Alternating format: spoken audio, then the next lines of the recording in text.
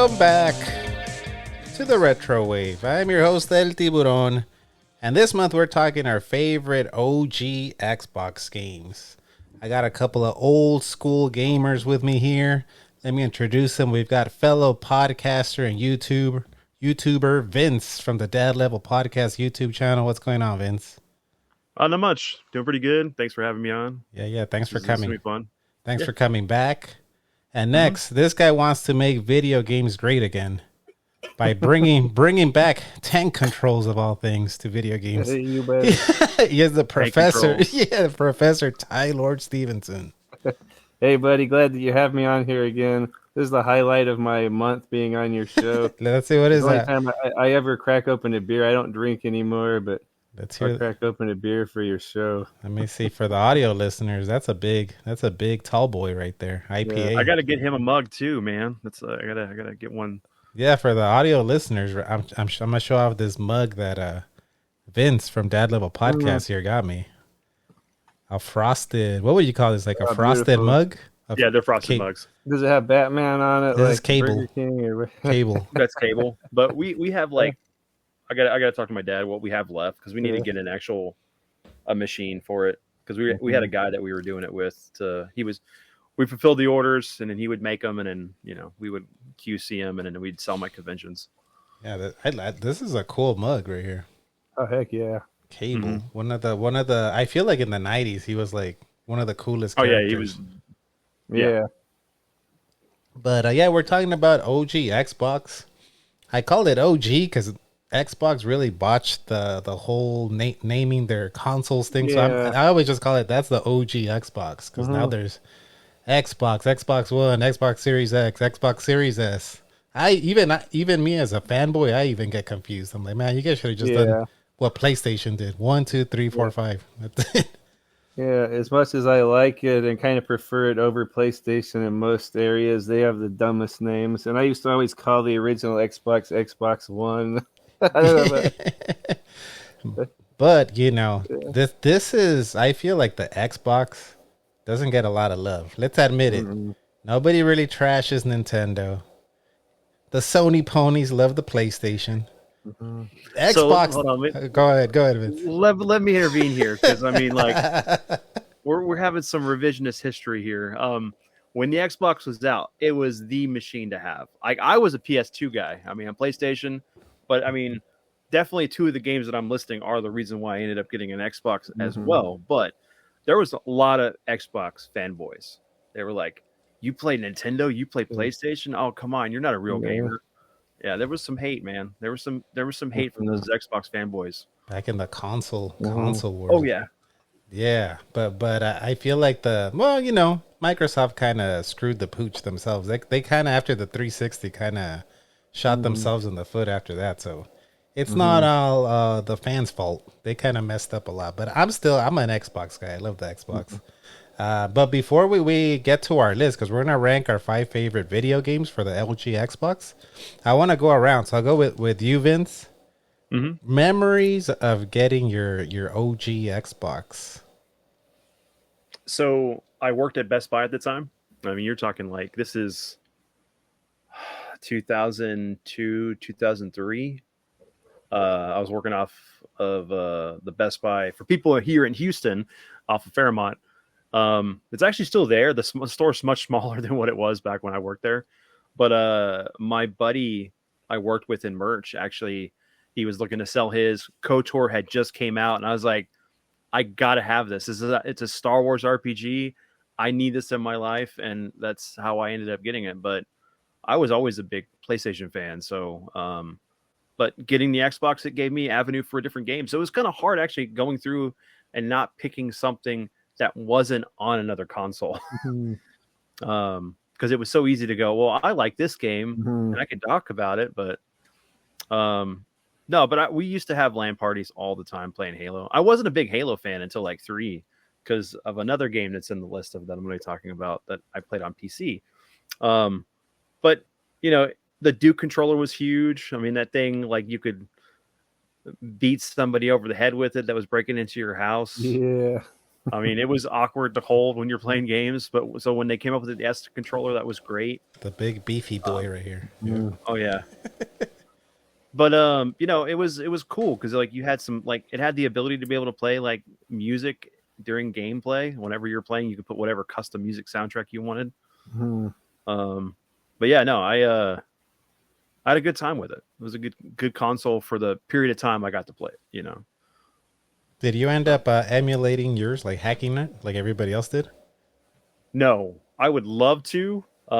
Actually, my original Xbox ended up going to my dad for a period of time, and then when he moved from here up to Dallas, it disappeared. So the one I have, I need to replace the optical drive in it, but eventually when I get that done, I may hack it at that point. Yeah, very. People love to hack that one. Tylord, what about you? Memories of getting the OG Xbox? Okay, so it's almost like the second birth of like my gaming life, because back like in the 80s, 90s, it was all about Super Nintendo and Nintendo, and then I was off and on a bit for a while until a little bit PlayStation here and there, but I kind of got back into it when I saw a Dreamcast at the retro shop for $40, and I got that, and the games were like $1 a piece. So, I'm getting back into games again. These newer games are awesome. And then my boss at work, I worked at a pizza place, and this is when I first started having a lot of money because I delivered pizzas, so I always had cash.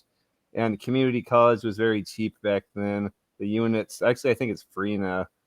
Anyway, but it was cheap back then. And so I had a lot of disposable money back then. And so my boss is telling me about this new thing called the Xbox. And I go, I'm going to get a PlayStation 2. I've been hearing about that. He goes, no, get this Xbox thing. And he's telling me all the great features it had. And then I took his word on it, and I didn't regret it at all. I've always been an Xbox fanboy up until I love PlayStation 2 now. But at the time, I was an Xbox fanboy. Like, I didn't know why everyone liked that piece of garbage PlayStation when you could have this thing that's cheaper, it's stronger, it has a hard drive, it has 4 controller ports. The games look better, they run faster. There's a more impressive looking games. I think the only thing it didn't have was the big of a library, and you got to give it to PlayStation for having the DVD playable without the remote control. So, but other than that, like I didn't see any reason to have a PlayStation 2 over this thing. So I got this, and I got hooked on it. My roommates got me Splinter Cell, and I just played the hell out of that every day. I'm kind of an introverted player. I like those kind of slow-paced games where I can just sit there and relax after work and play them. Splinter Cell, I got into so many different games. A lot of Halo with my buddies, the co-op and co-op campaign and the multiplayer maps were so amazing. It's just like I never had a PC or anything, so seeing all this stuff seemed like as good as anything could get for video games. So yeah, I loved Xbox. My first one I got was a refurbished one actually, and I still have it to this day. It still works. Damn, without repairs? Like no repairs? No, never. Yeah. Well, sometimes I have to clean off the rubber band on the tray. The tray kind of gets stuck, but if you clean off the rubber band on the gear with a tray, with like alcohol, then it pops in and out good. That's pretty impressive, though. That's like yeah. 20 something years. Yeah, over 20 years. Yeah. Yes, I came out I have another 2001. one. My brother-in-law, 2001. My brother-in-law gave me his too, and that one still works. The one my wife would play.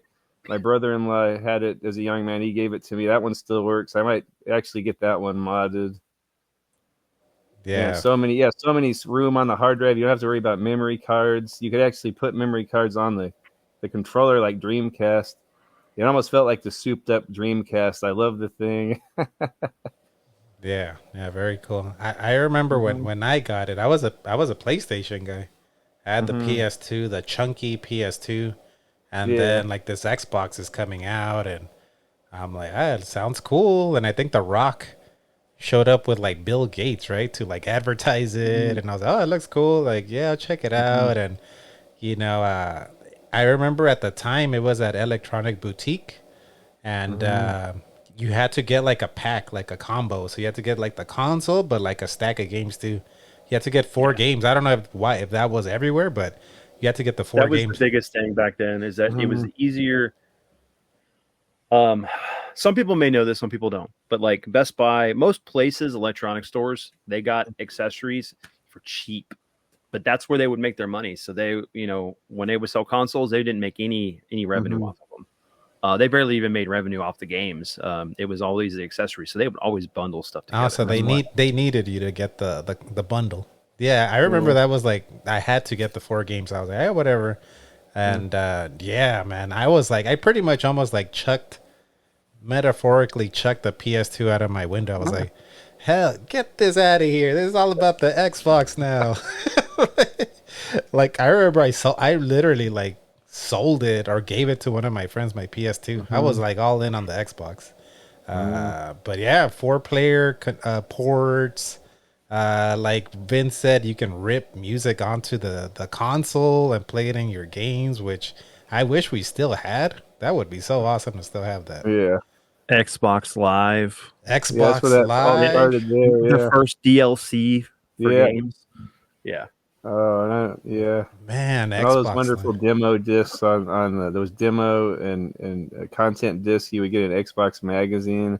There was so much good stuff before I had the internet. That was like, yeah, you got so many good demos and you could get like DLC for the games on those magazine discs. Mm-hmm. Were they the first ones to do? Because they were Ethernet. Were they the first to do the Ethernet internet? I actually think. Saturn maybe, and that one prototype Saturn. Yeah, the Saturn. And then PS2. Yeah, the Ethernet a network adapter, but that was when Final Fantasy 11 came out. Yeah. Yeah, I can't say. So I remember the Sega had like what was it called, the X Band or something? Was that was that what that was called? Sega Genesis. Yeah, the Sega had X Band. Yeah. Yeah, that. And they had the cable thing too. Yeah, the Sega channel or whatever. Sega channel, yeah. And then the Dreamcast had, I think, through DSL, or was it through the phone line? They had like the internet too, right? It was DSL, yeah. Or it was I think they had a 56K version, and then they had the actual Ethernet. Yeah, maybe that's what it was. Yeah. But Xbox. But I mean, Live, it only lasted like a year. I mean, in the States, so yeah, we didn't. I think it wasn't even until like I think you could import it. Yeah, but Xbox Live, man, that talk about like revolutionary. Because I had a PS2, like I said, but I didn't want to play like SOCOM, Navy SEALs. I feel like that was like the online game on the PS2 was like SOCOM, right? That was like the big one, right? No, I mean it was big for some people. I mean, I played Final Fantasy 11 was the game. I mean, for most people, not a lot of everybody played it, but that was the thing that got you the hard drive. I mean, Tony Hawk Pro Skater. That all had online. It was all online. 11. Oh, but what was that? I don't know. Was that you or was that me? That was him. Oh, that was never mind. I know exactly what that was. That was the balloon my son took home. I thought it was the story for next year's Ghost Stories. But you're saying Final Fantasy and Tony Hawk, those had online playability? Yep. Oh, I never knew that. I did not know that. Yeah, I did not know that either. Probably quite a few fighting games and maybe sports games. Yeah, there was quite a few things. I mean, I played quite a bit on there. I mainly played 11 though, but of course that wasn't until I think Xbox didn't get it till the 360. Yeah. All right. Well, very cool. Well, we're gonna rank our 5 favorite OG Xbox games, but like always, gotta pay the sponsors. We gotta go to a commercial break here. Kids, I'm home! I sure did! Fun Box! It's the new Xbox Original Variety Fun Box, now with all new games and platinum hits. Wow! Sonic Riders of Major League Baseball 2K6! Star Wars Battlefront 2? Stacked! Need for Speed Underground 2? Can we have some now, Mummy? You ruined your dinner. You can't eat them, Mom. Or can you? Oh. Rated E to T.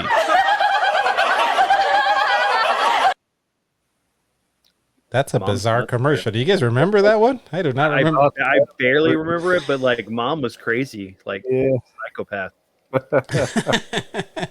She was giving a fucking, what's her name from Misery?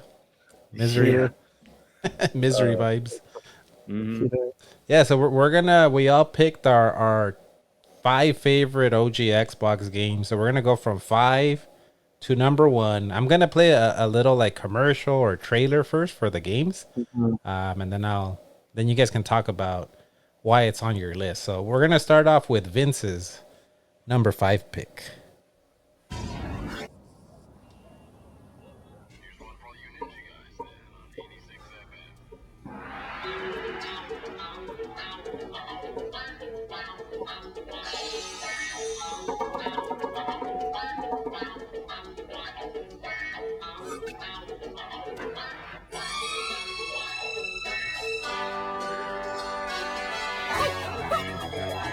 From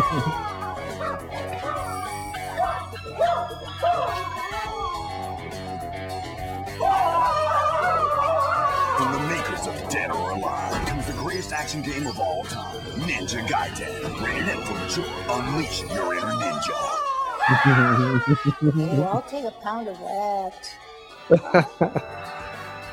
At number 5, Vince, you've got Ninja. What's the pronunciation? You tell me. Ninja Gaiden? Ninja Gaiden? How do you pronounce that? Is he there? Did he disappear? Did we lose Vince? Oh, there he is. There he is. He's back. What happened? I don't know. You got booted, but maybe I got teleported into this guy's body, and I was like playing with cold cuts or something. Yeah, I showed the trailer to the commercial to Ninja Gaiden, but I was asking you, is it pronounced Ninja Gaiden, Ninja Gaiden? What's the correct pronunciation? I think of it this way. I've always pronounced it Ninja Gaiden. I mean, I know that it's this. If you take the G out and put an R there, it's not.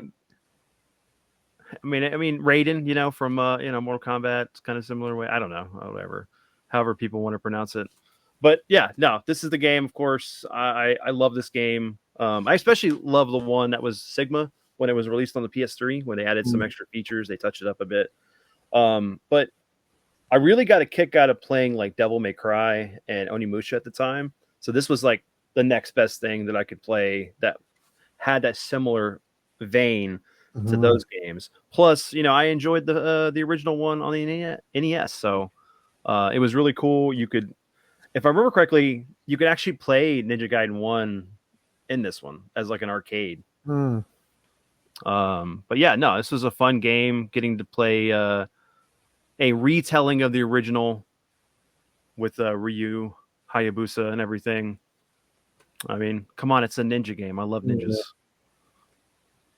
Is this because I kind of like stayed away from these games because I always heard how hard they were. Like these, they are hard. Like, because there was Black, right? Like Ninja Gaiden Black, and then there was like EX and that Sigma one you brought up. And I always heard, oh man, these are like brutally hard games. I'm like, nah, no thanks. I'm not gonna play them then. Oh, and that's my thing is like everybody goes, oh, NES hard, and like the fact that like the original Ninja Gaiden is hard. Yeah, it's difficult, but it was designed to be difficult because of you didn't want kids going and renting a game and beating it and not buying it. That's the principle behind like why games are so hard back on NES. But like this gave us like a much more in-depth story, much more better platforming. But damn, it was difficult. It was a difficult game. But I enjoy it. I love the challenge. I actually had a friend that played these games so much that he would actually go through the whole game without getting any of the power-ups. Wow. So no increasing health bar, no increasing your mana or magic meter or whatever, or ninjutsu, nimpo. And just for the challenge. I never did that because I like maxing out my character. I want to destroy the game, and that's the fun for me. Is it throw your controller at the wall hard, or it's just it's not that hard? No, it's not like Elden Ring, From Software hard. That's like you love torturing yourself because you're a sadomasochist kind of type of person. You love the torture. No, it's difficult, but it's like you can learn to get better as you play it. It's not designed for you to just like, oh yeah, you're supposed to die and that unlocks your powers, and then it's like you continue to go on and you die again, and for the audio listeners, we're watching gameplay. It looks pretty cool. Like it's very gory. He's chopping off the other ninjas' heads. Oh, dude, yeah. There's moments where you can like literally decapitate them, dismember them in any way. Yeah, it's such a great game. Like all the blood and gore for the time, just top notch. Yeah, it looks cool. You played this one, Tylord? No, for the same reason you said. Like, I heard it was way too hard, and it always looked awesome to me, and I love the original, but I don't know if I'm ready for that. It'd probably give me a heart attack or a seizure or something. No, come on. Look at the graphics, though. Like, look at the graphics on Xbox. This looks like it would be at home on a 360. Mm-hmm. And you get a port. Yeah. Then I was going to ask, is this a telling of the same story of the NES game or a totally new story? It's supposed to be a retelling of the original NES game. Yeah. Okay. So like Jacchio's in it? Wow. Looks cool. It definitely looks cool. I wouldn't mind. I actually have one of the Vita ones. I forgot which is one. the port. Yeah, it's Sigma, probably. I think they released Sigma 1 and 2 on the Vita.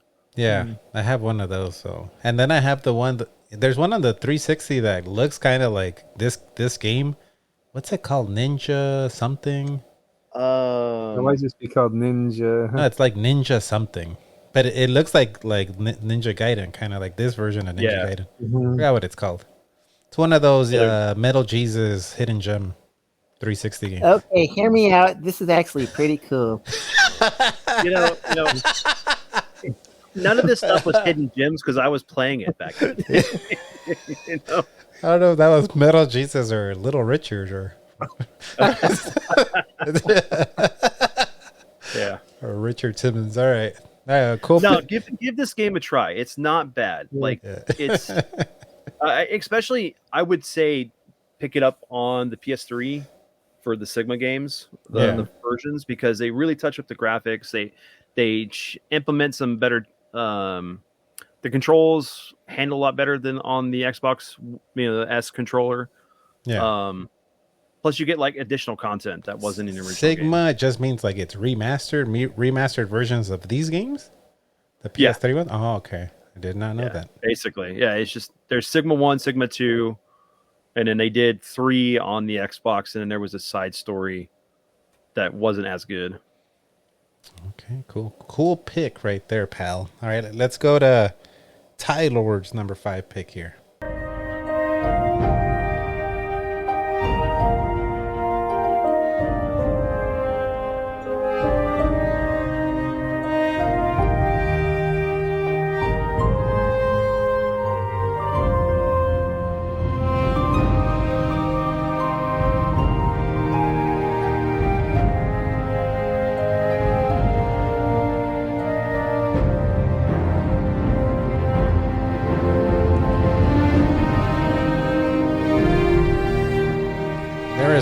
No talking in this trailer or commercial, so I'll just say it's Elder Scrolls 3 Morrowind at Tylord's number 5 pick.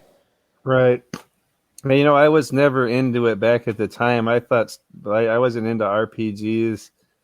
Recently, within the last few years, after getting into Oblivion, my brother got me into Oblivion, Elder Scrolls 4 on the 360, and I got hooked on that. So everyone since then, like Skyrim, and all the other Bethesda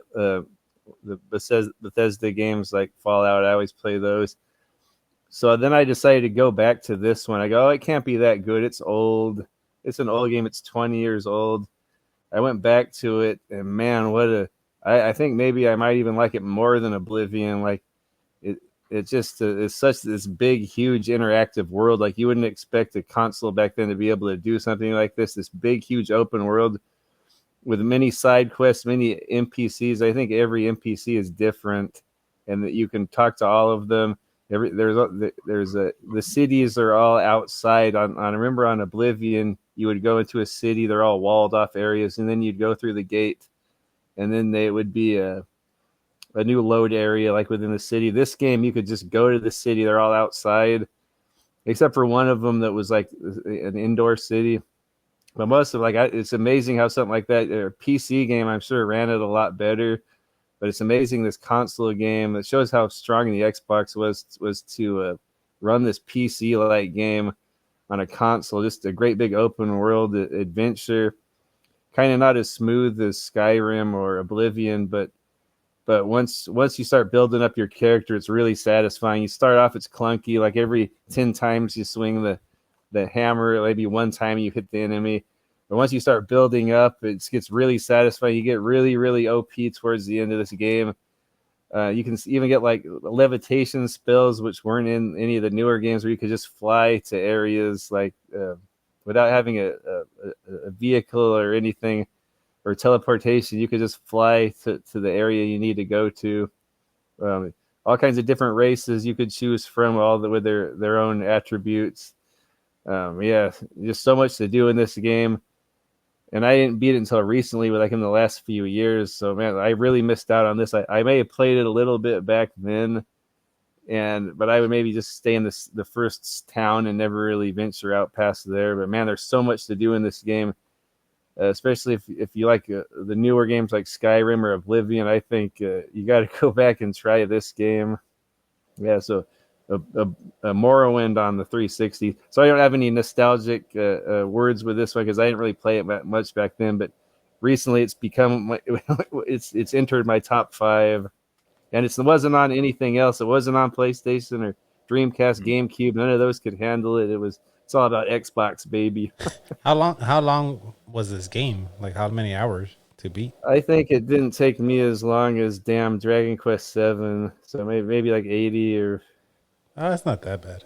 Yeah. Have you played this one, Vince?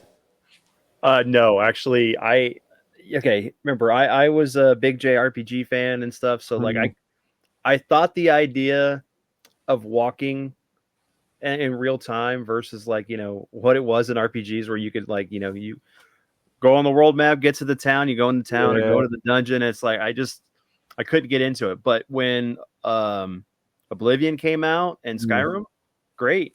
I don't know. I may go back to this, but I don't know. I've always been more of a Fallout fan, so I like the more post-apocalyptic future than the medieval fantasy, at least for this genre. But it's not bad. I mean, when you're wanting to scratch that itch for a virtual RPG like D&D, this really tickles that nostalgia and what you look for games like this.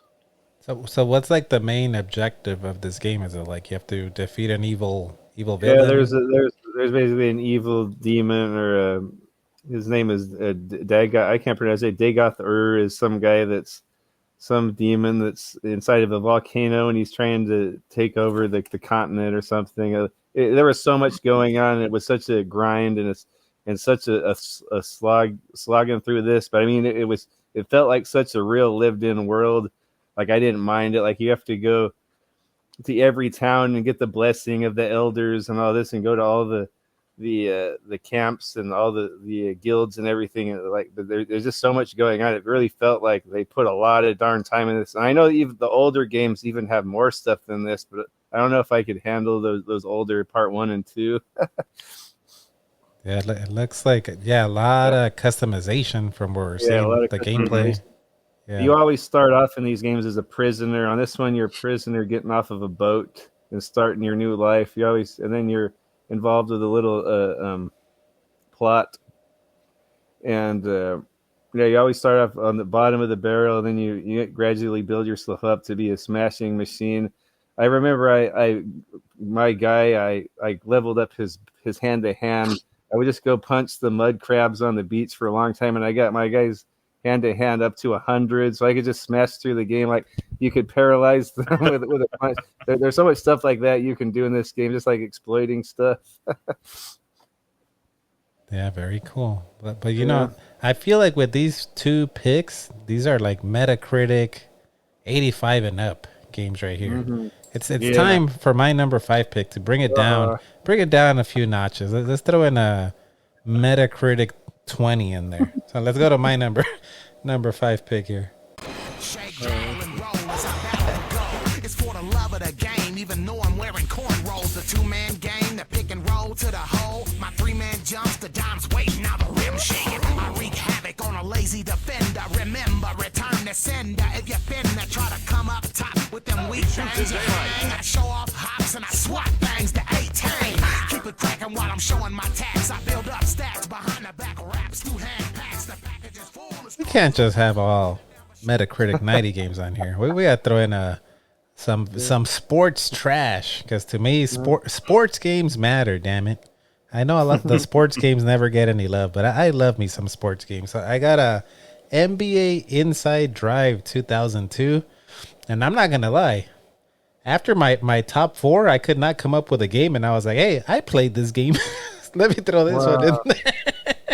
So yeah, I got this one. This is was kind of like the competitor to the 2K games at the time. I don't know. I don't think they were better, but we played this, like my friend Billy. You guys know Billy and Killer and other friends in the neighborhood. We were all big Laker fans, and I think this was how old was I around this time? I think I was like 20-ish. So kind of getting to that phase in my life where I was working, I was kind of going out more, and gaming was more, I gamed more socially. So like if I was gonna, like what you mentioned, Vince, the 4 controller ports, right? That's what I loved about the Xbox. That's why I actually really still love the N64. Like it's probably one of my favorite NES consoles, Nintendo consoles. I love that it's the 4 players, and this was one like friends would come over, let's play.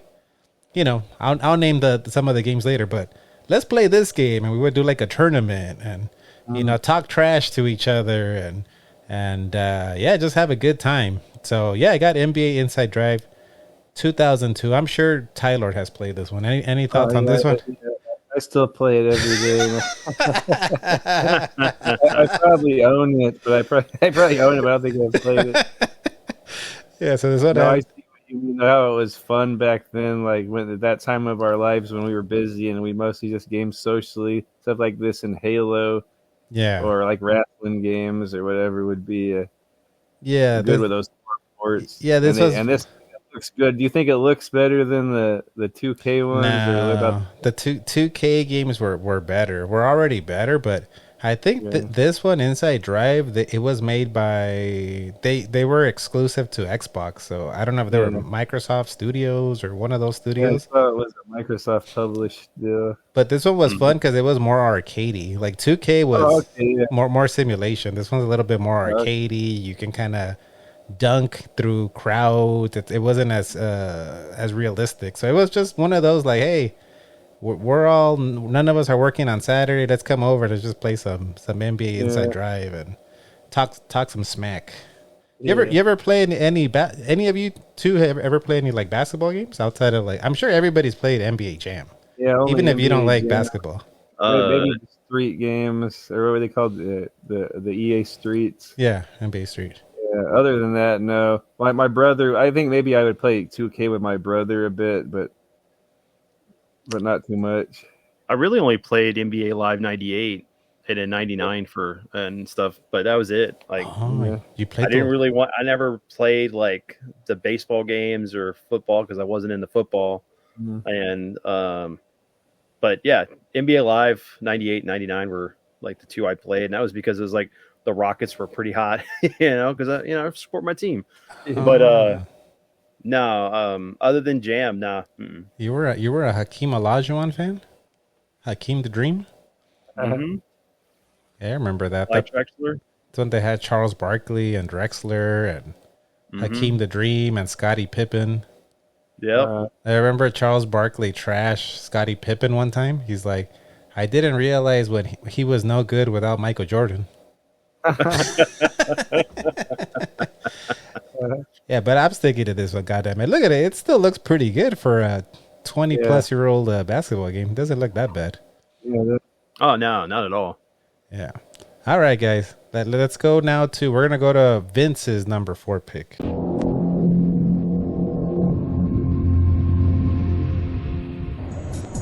Dr. Freeman, I presume.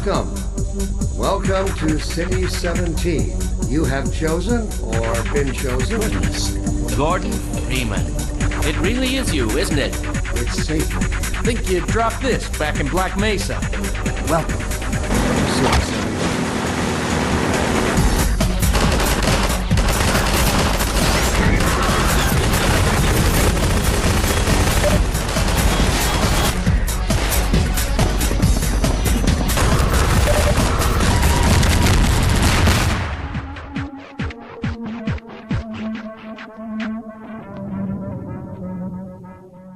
Good old G-Man there. Yeah. G-Man. At number 4, Vince, you've got Half-Life 2.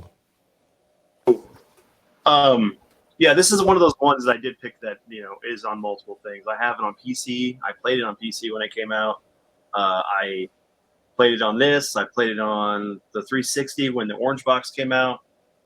I mean, what can I say about Half-Life? It's a post-apocalyptic future where mankind was taken over by aliens, the Combine, and Gordon Freeman, who was there at Black Mesa when shit hit the fan.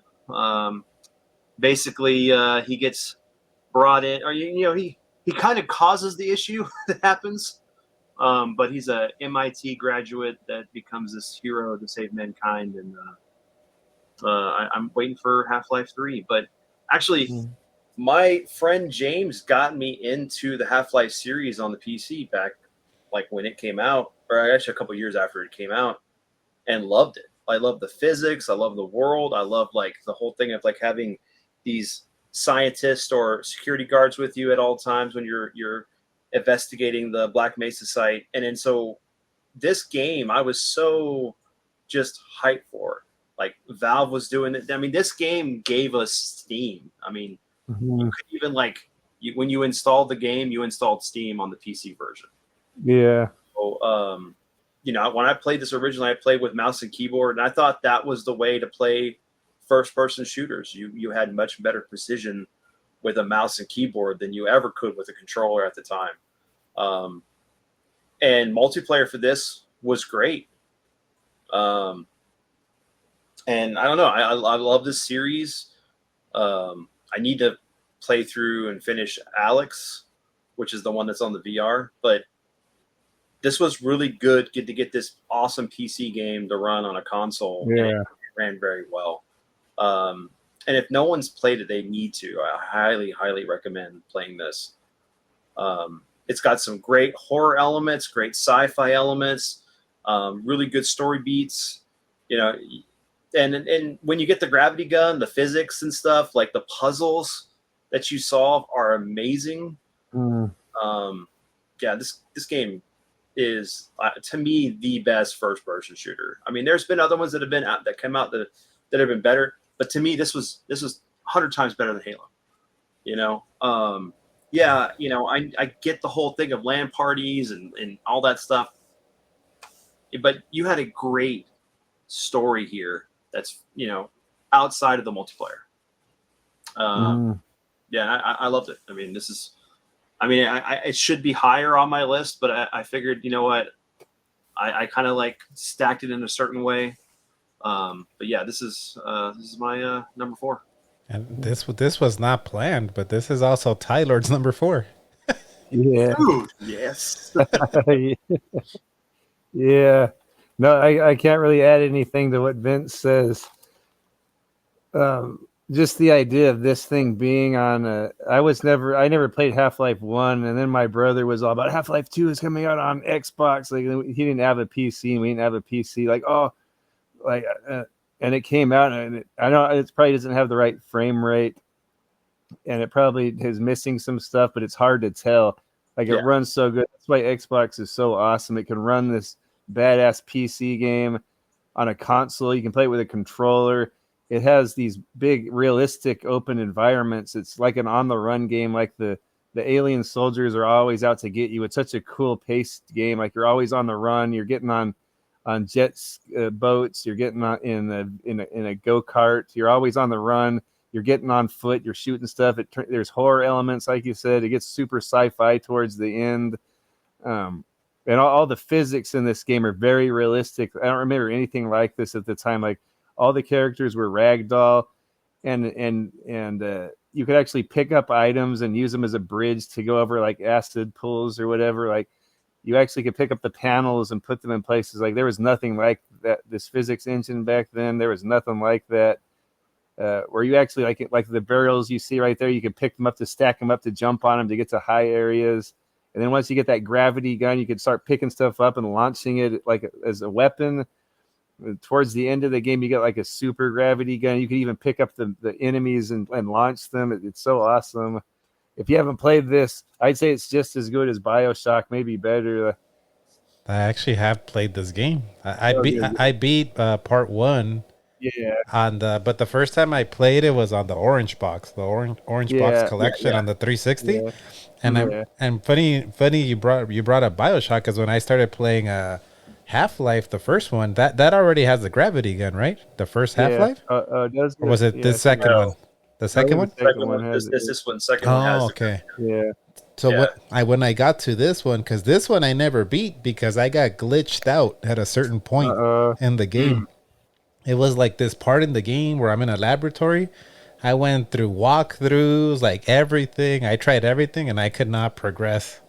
So I think I got like glitched out halfway through the game. No. So I was like bummed out because I was like, man, I was like all into this game. Yeah. And in playing it, I was like, oh, this is where BioShock got it from, because I had played BioShock first, and I love BioShock, probably my favorite video game of all time. So when I played this, when I played this, I was like, oh, that's where they took it from these guys. But yeah, really, really fun game. I love when you grab, like, you can pick up like the saw blades, I think, at some point. Yeah. And you like chop up like the enemies. The zombies, yeah. Yeah, the ragdoll. There's nothing, I think, more satisfying than like ragdoll physics too. Yeah. Like launching someone off like a porch or something. That thing looks hilarious. Yeah, that's so good. Yeah, great pick. Yeah. One day. Go ahead. Just to add something to this is that it's free if you have a Steam account right now. Oh, that's right. Yeah. Yeah. So you can get on your PC for free, and you should Tim, I think you should stream this, man. Like, I got pissed. I remember. I think now enough time has passed that I would like to go back, because I beat the first one and I really liked it. Yeah, that was a good one too. And I remember Portal, the first one. Portal, yeah. I like that. And Team Fortress, I loved playing Team Fortress with my friend Killer, and that game was hilarious. Team Fortress. And hopefully they make a part 3, right? I know everybody's been asking for like 20 years for part 3. I don't know about that. For a long time. They couldn't make episode 3 of 2, and they can't make Half-Life 3, and they. Well, technically, Half-Life Alyx is part 3. It's part 3. Okay. Oh, okay. So it's a continuation. Yeah. Oh, and excellent. It's a standalone game. I mean, it's a full-length game, but it's technically part 3 of that. Man, that episode 2 is episode 2 is so good. Thank you.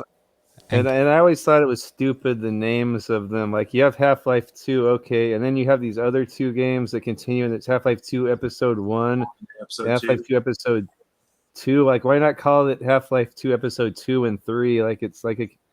I never got like the titles of the. Because it's just a continuation of 2. Why is it called Half-Life 2 Episode 1 and Episode 2? Why can't it be Half-Life 2 Part 2 or in Part 3 or? Hey, Valve, while you're at it, give us a Left 4 Dead 3, please. Yeah. Oh, that's another one they can't get. There he goes. What's his name? Gordon. What was his name? Gordon Freeman. Gordon Freeman. Yeah, Gordon. He looks like my buddy James, but who got me in the game. But, he's an MIT graduate, man. So if you think that you can't save the world because you work at McDonald's, you could do it. You don't need MIT graduate. Yeah, very cool. All right, well, yeah, you guys were in sync for that pick. Oh, I'm glad that worked out. Yeah. All right, let me go to my number 4 pick now. Unknown to most humans, the world is ruled and directed by supernatural forces beyond their comprehension. Vampires and werewolves see humans as pawns in an endless battle for control.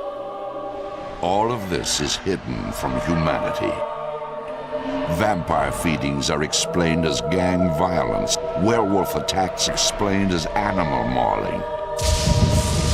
But now a mysterious force has imbued a chosen few humans with not just the knowledge of the evil, but with the power to do something about it. These imbued have become hunters. Spencer, Deuce, Wyatt, Creed, Avenger. Avengers tear down the supernatural, one creature at a time. Samantha Alexander, Creed, Defender, protectors of the innocent and naive. Father Esteban Cortez, Creed, Judge. Judges ensure that justice is served. Cassandra Chayang, Creed, Martyr. Martyrs are willing to sacrifice themselves for the cause. Avenger, Defender, Judge, Martyr, Hunters. Those rare mortals who seek to take back the night from age-old horrors. Hunter, the Reckoning. The Reckoning is coming March 15th, 2000. Yeah, at my number 4, I've got Hunter, the Reckoning. Another game that I played socially. I remember beating this, I think, 3 or 4 players. It's a 4-player game.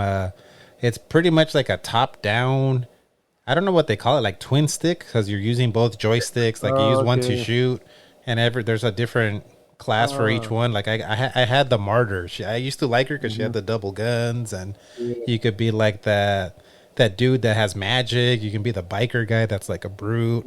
And just man, super fun game. I remember, I think we might have beat this like in 2 playthroughs, like at one of those all-nighter sessions with your friends. Like, hey, let's play this Hunter the Reckoning game, like all the way through, and you're battling zombies and monsters and it's like chaos. It's kind of like kind of looks like no, it's like a top down, kind of like Diablo, like the Diablo games, where it's a top down, but you're just like mowing down all the enemies and trying to get to the boss. Really kind of like a beat 'em up version of Left 4 Dead, or yeah, it's kind of more like a beat 'em up, because I know like the biker guy that we see on the screen right here, he's kind of more like a melee, like a brute guy, and you can choose like this priest guy. He has like the bow and arrow, and he does magic. Really fun co-op game. And one thing I forgot to mention, some of these games, like this one included, you can pop in the disc, the OG Xbox disc, into your Series X or Xbox One, and it'll play it and upscale it. Yeah, so that's one of these. I from the sounds of it, it doesn't sound like you've played this one, Tylord. No, I always thought it was one of those like Ninja Gaiden type games that were super tough. It sounds like you beat it in 2 sittings. Yeah, no, it's kind of like like I guess a good comparison is like a beat 'em up cross with like Diablo, kind of like Smash TV. Yeah, cross with Smash TV. Yeah, it's really fun. I think I might try to play this next year. Yeah, it's a fun one. Have you played this one, Vince? No, I remember some people I know did, but it wasn't. I don't know. I just never. I saw it, but never gave it a thought to play it. Yeah. That trailer though was like over the top. Like they use the human kind as pawns, like as feeding.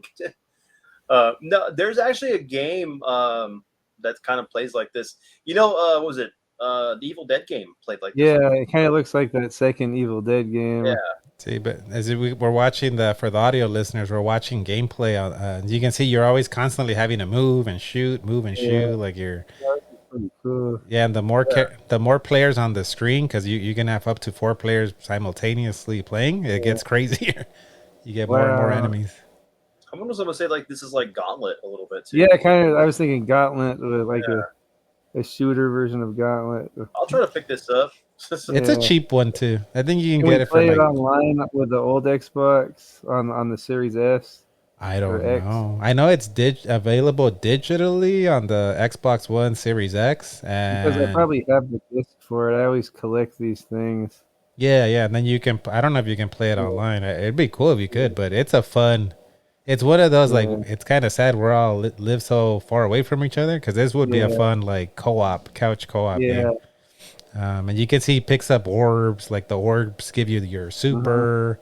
The blue orbs give you the super. Oh, it's not super difficult. I was always kind of intimidated by this. It's not something super difficult. No, no. Oh, okay. But it's one of those where it's more fun with friends. Yeah.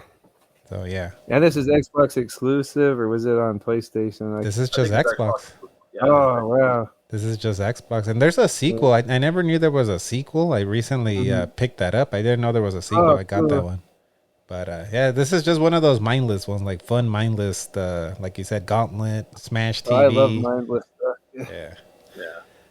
Showing a little love to Hunter, because I never really hear anyone talk about this, because maybe it just flew under the radar. I know. I remember it was super popular at the time, but I was playing so much other stuff. Same I here. It passed me by. Yeah. My brother, my brother played more stuff than I did. I think he got into it. Oh, really? Yeah, it's a fun one for sure. Yeah. Which is, dude, do you still talk to your brother? Every time you bring up your brother, I'm like, man, I didn't know that you had a brother. Yeah, I talk to him from time to time. He's always busy though. He's a gamer too? He's got his own family, yeah. That's cool. He's my half brother, but he's like my brother. He's like my full brother. Yeah, very cool. All right. Yeah, we used to spend so much time playing Xbox, my brother and I. Yeah. That's cool. All right, well that's my number 4 pick. We're gonna go now to Vince's number 3 pick here. Backup unavailable. Report to engage. Roger that.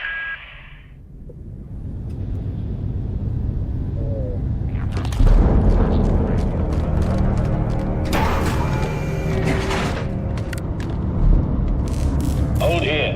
Yes, sir.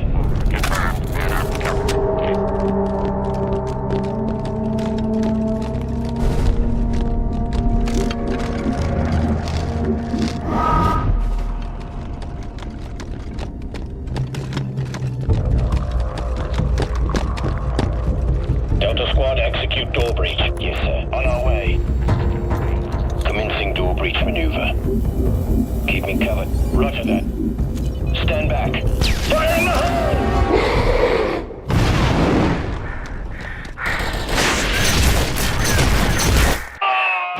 Got a visual on some enemies. Ah! Watch out! Droids encountered. Get down to the lower level. This place stinks of dumps.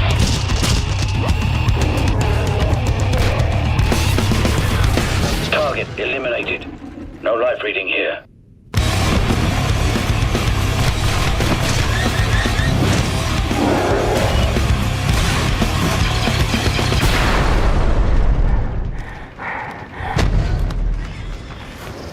Squad defensive positions. Ready.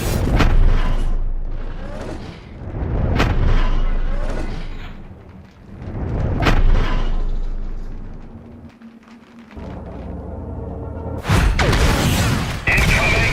Multiple heavy hostiles!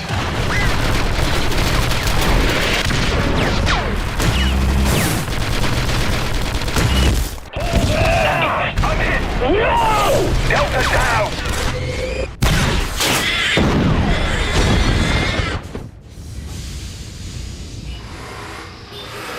Enemy terminated.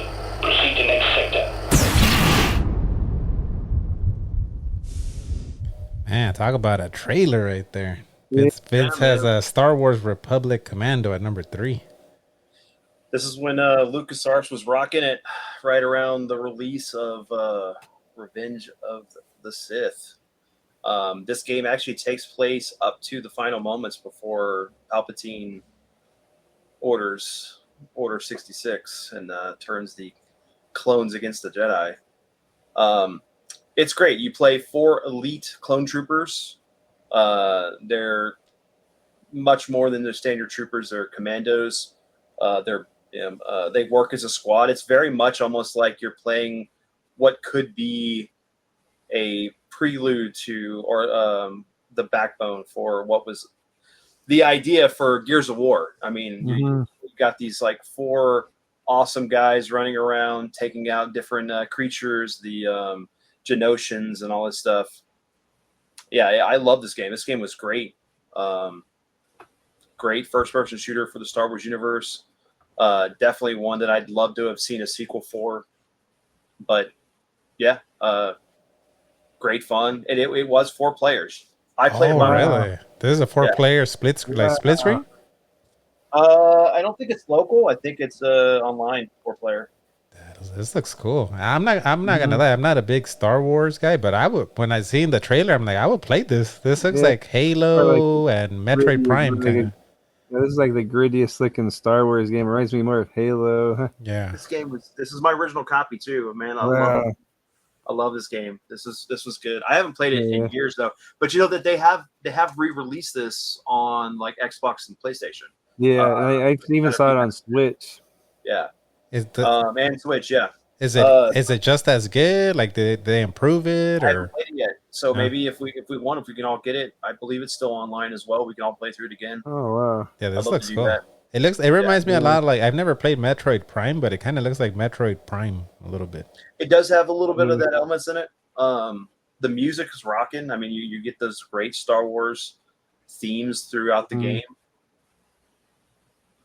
And whenever LucasArts, or not LucasArts, but Hasbro decided to do a 4-pack for this, I really wanted to get that 4-pack of all 4. Oh yeah, and I missed it. I totally missed it. But I mean, think about it too. This is very much in the same vein as what we got with the Bad Batch. But this is Lucas telling the story versus Disney telling the story. Yeah. So technically, this is no longer canon anyway, as far as. Yeah, it looks really cool. You haven't played this one, Tylord? No. This is another one that passed me by. I remember I saw that trailer before. I remember this looks really good, like Star Wars version of Halo or something. Yeah, that's a good comparison. And these guys are like, you gotta school me on this because they look like Boba Fett, but these are not like Boba Fett's. Well, they're the clone troopers. Yeah, from the prequels. But they're specially high-trained elite guard for the Senate. I think even they're kind of connected a little bit to Palpatine, but not a whole lot. Like as far as when he was the senator versus when he turned. So I mean, he'd already turned, but as far as came out, as far as being the Sith. Yeah, Luke and Han were glad these guys weren't guarding the Death Star, huh? Oh my God, yeah, no. No. But this game was great. Like like some really cool intrigue that follows stuff that you follow in the movie and stuff. And if you were reading any of the books or comics at the time. Yeah, it looks really good. Yeah, it looks awesome. It looks really good. Cool pick. All right, we're gonna go now to Tylord's number 3 pick here. サイレントヒル2にはまだ誰も知らない恐怖があった。サイレントヒル2最後の歌。続きは Xbox で。Number 3, you've got Silent to Hill. Tylord. Yeah, I know this one I have is actually a multi-platformer. It's on PlayStation. But man, I spent so much time playing this. This is like one of the games that really had an impact on me. Silent Hill 2. I have the platinum hits, and I think this was the first version that had like the extra content. I don't know if is that true. I remember the original the Xbox version. One. The rest of games, yeah. I think eventually it came to PlayStation. It did later. Yeah, but this was like the first one that had the additional content. And I'm pretty sure it looks a lot better on this. I might just be biased, but man, this game, I know you don't like it because of the orange juice puzzle, and I got frustrated with that too. There's a lot more stuff like that to come, really obnoxious puzzles like that. But man, just the overall, I know you already talked about it with Stark.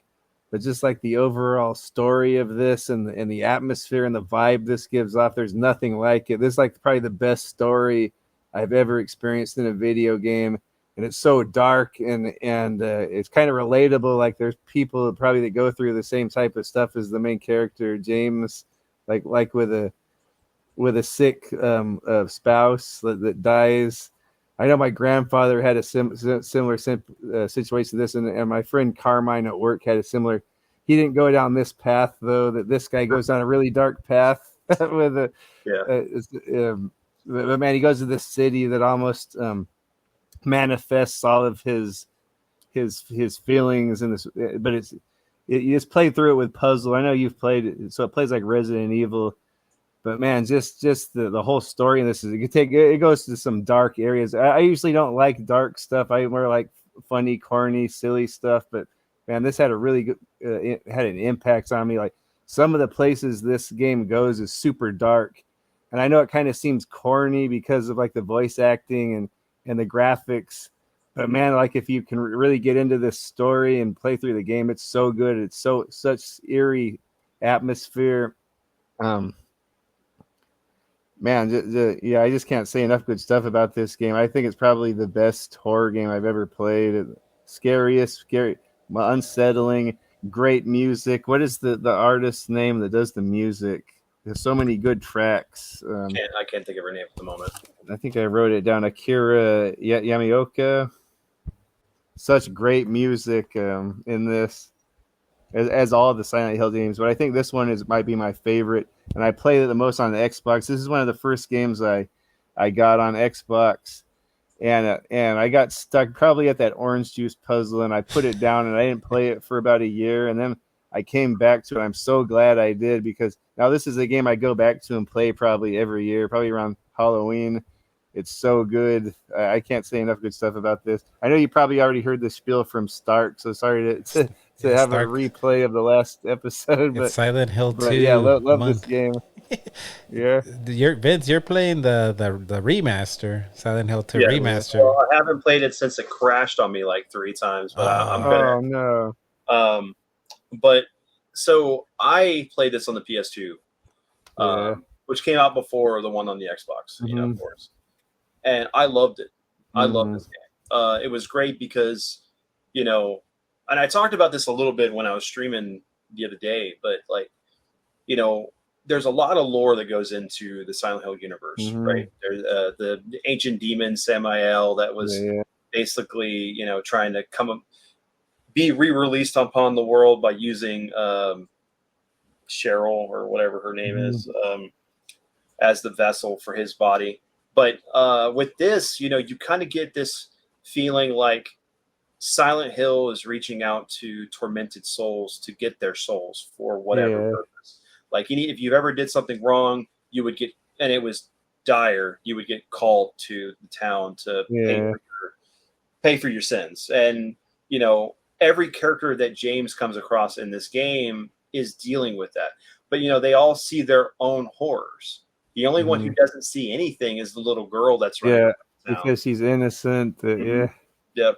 And like this, like just the ambiance, the puzzles, the like the different environments you go to. I remember going to the Historical Society, and like you just find out all this extra lore about the game and the world, and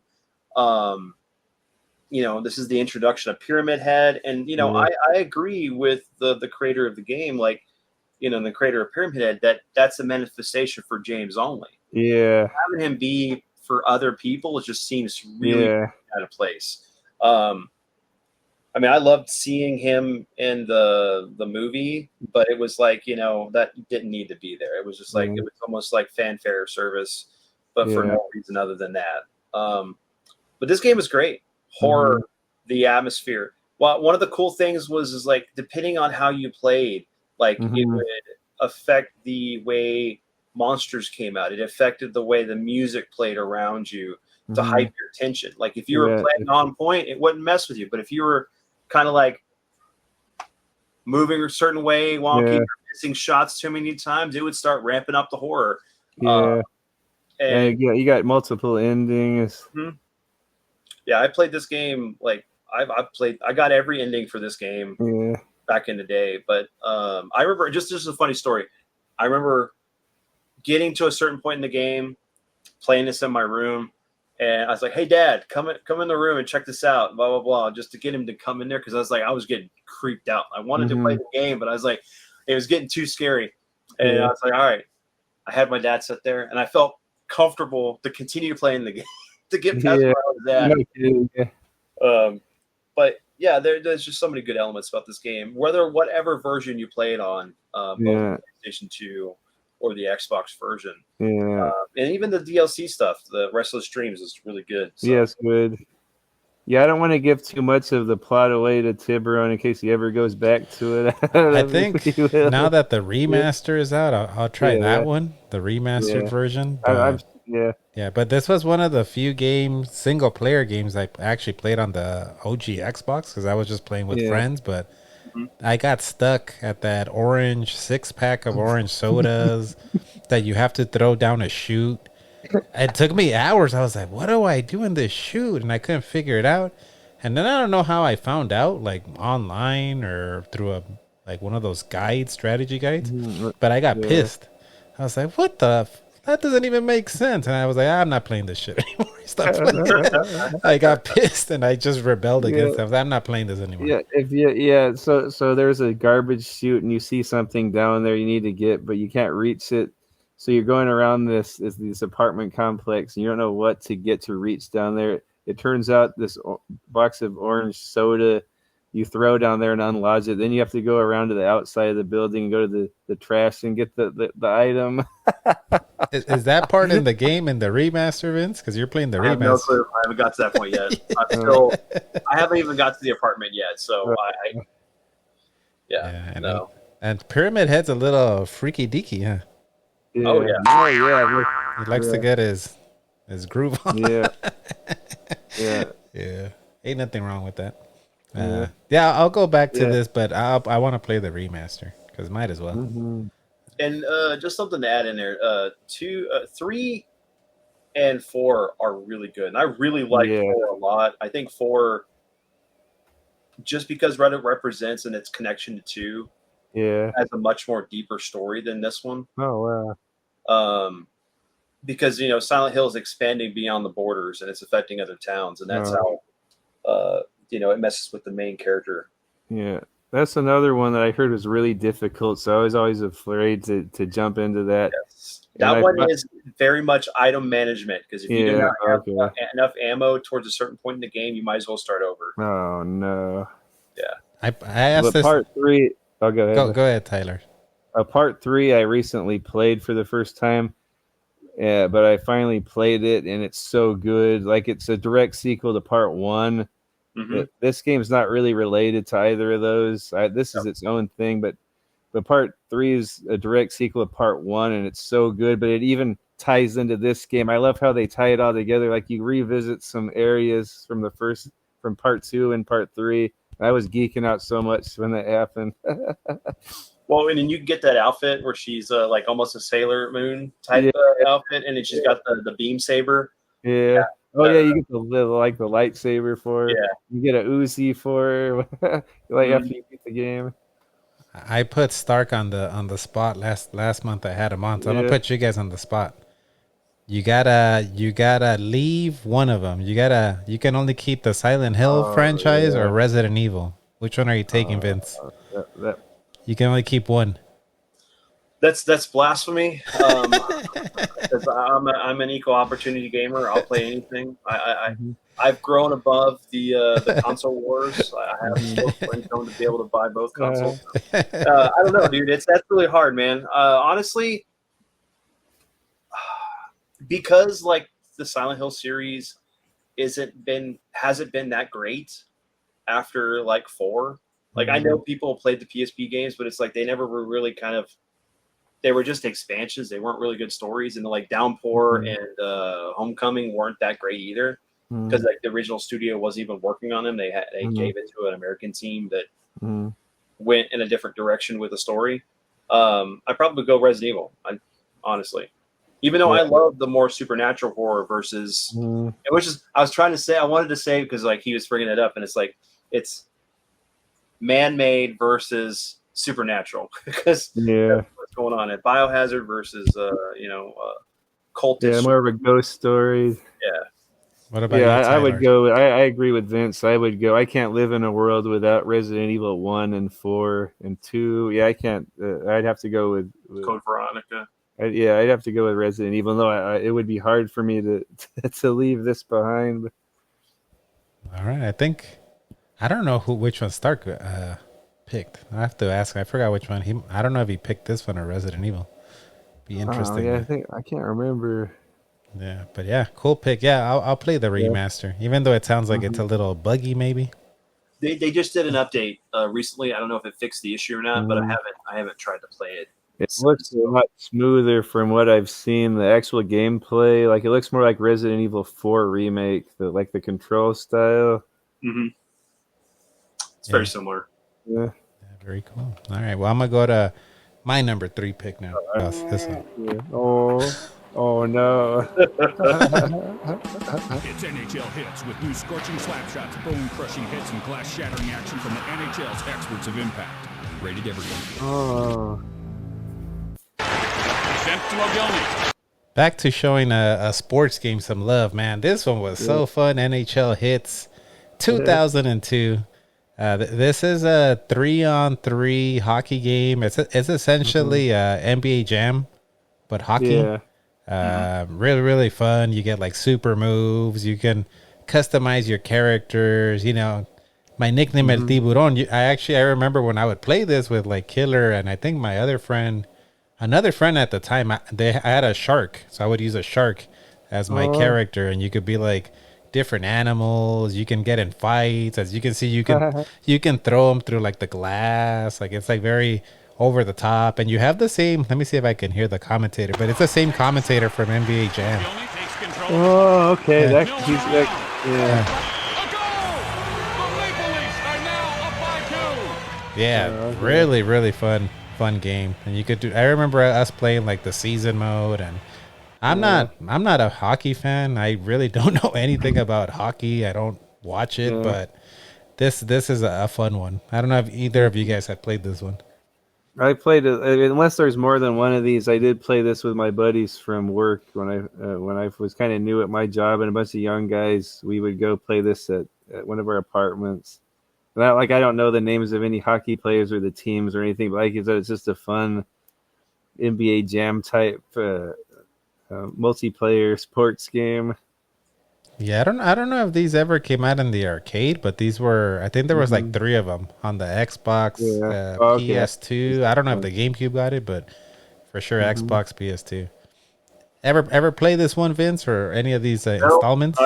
I stopped playing sports games. So other than when I played Final Fantasy X, and it was like, hey, the Blitzball.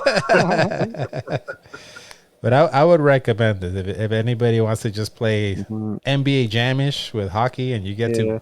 It has some WWE elements because I think in hockey the fighting. Yeah, they still allow fighting, right? In hockey, so yeah, it's a fun one. All right, let's go to Vince's number 2 pick now. We have all but destroyed the Jedi Knights. The old Republic is crippled. They can do nothing to stop us now. But there is one thing standing in our way. One last Jedi who has yet to choose his true role in the galaxy. If he joins us on the path to darkness, those who fight alongside him will follow. But if he takes the path of a Jedi, those who join him will feel the vengeance of the dark side.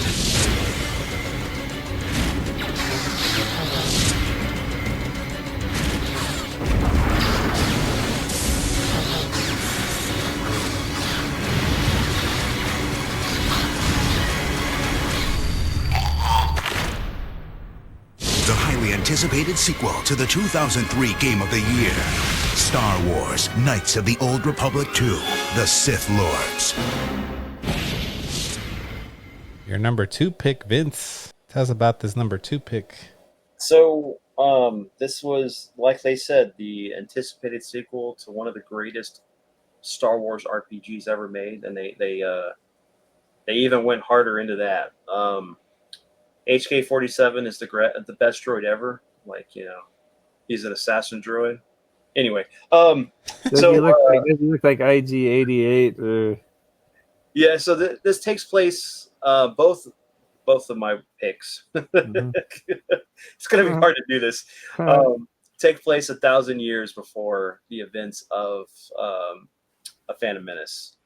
So you have the option to play either. You basically get to create whatever character you look like. You're actually a fallen Jedi removed from the order because of something that you did during this time of war. And you slowly start out as kind of like a smuggler or whatever type of character you play. And eventually you regain your abilities to be a Jedi. And then, of course, this was really cool because not only did, if you decided to be a dark character, you know, you would start seeing physical changes on you because of the use of the dark side. Your companions would start feeling it as well. They would start changing, which is kind of very reminiscent of, you know, what you could do with Mass Effect. Yeah. Of course, I believe BioWare had a hand in this as well, but I totally didn't realize it was Obsidian that helped. Yeah, I thought it was BioWare. Yeah, because I always thought they were. But I believe I can't remember his name. The guy that was who was the big influence on this series and in the Mass Effect series. But it was so cool to get a game that felt the most realistic and closest to the point of like what you would play as a Star Wars game. You know, you would have all these different alien creatures with their languages, you know, and the lore that was there. You had dialogue options. The combat was fun. And from what I remember, the first one, and I believe this one too, had a very similar combat style, but it was all based off of the TSR Star Wars books from back in the day. Mm-hmm. So like it followed all that stuff that you could do if you were playing the tabletop version in this game. Great story, fun. It's not multiplayer, single player, but just all around great RPG. And I remember when this came out, I was working at Best Buy still, and me and a buddy were talking about this game because we both finished it. We were talking about how like it was a breath of fresh air that like they decided to not retread certain worlds. You know, it's like you the desert planet or the frozen planet, like the Hoth and Tatooine. And we were making these references, and then some dude walked up and goes, "Oh, like Hoth?" And we just started talking to that dude. we're working at the store, at Best Buy and the media section. But it was so cool, like just to have a good RPG that was Star Wars, that didn't undercut the lore and the world. It was it was just really good. I need to play them again, but I highly recommend it for anybody to play this one. Have you played this, Tylord? No, I really want to, though. I love Mass Effect, but I can't get past the first one. But I really want to go back to both of them. Yeah, I could see the Mass Effect vibes right here. Yeah, this one because I played a little bit of Mass Effect. Yeah, is that like we're looking at some gameplay? Is that like Dollar Tree? What's his name? C-3PO or what's his name? Oh, you're looking at like remember this is 1,000 years, so you're seeing the great grandfather of the C-3PO type droid, and then that's a Hammerhead. Yeah, there's that guy in Mass Effect that looks like that Hammerhead dude, right? The dude that kind of looks like Admiral Akbar. Oh, you're talking about come on, what's his name? He's a doctor. Yeah. Can't you remember his name? Damn it! Yeah, it looks like Admiral Akbar a little bit. Yeah. Cool pick. Do you think the original development of Mass Effect was originally going to be a Star Wars game or no? I mean, it could have been. I don't think it was. But I know that they were trying to do a part 3. Yeah. And it never came to fruition. And then they did do the Old Republic, the MMO. That was fun. I enjoyed it. I never played that. You can still play it now. You can still play it on PC. It's great. I was just thinking if a Star Wars game had that same engine as Mass Effect, like it would be the best Star Wars game ever. Oh my gosh! Don't put my hopes up, man. I want a new good Star Wars, not under Disney though. Yeah. Wait, what are you saying? You were playing a good one on stream last time. What was that one where you were like you were that girl and you were like on a speeder bike? Outlaw. Yeah. With the, you know, it was hilarious. They just announced that they had put a patch out there to fix the stealth problems in the game, the mechanic, and then like somebody put an article out there about like how fans are torn because you know they did something or whatever, and it's like I wasn't torn. The game sucked. I'm torn because I had to pay that money for it, and it was not good. You were torn like Natalie and Bruglia. All right. Right. Let's go to who's number 2 pick for Tylord. Let's check out his number 2.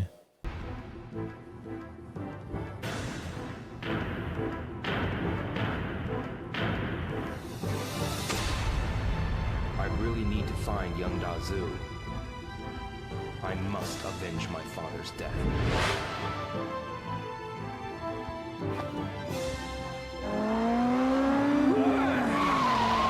Cut it out, guys!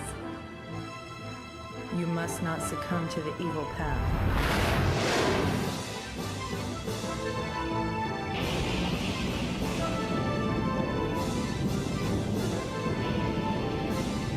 I shall take your power for the Chio.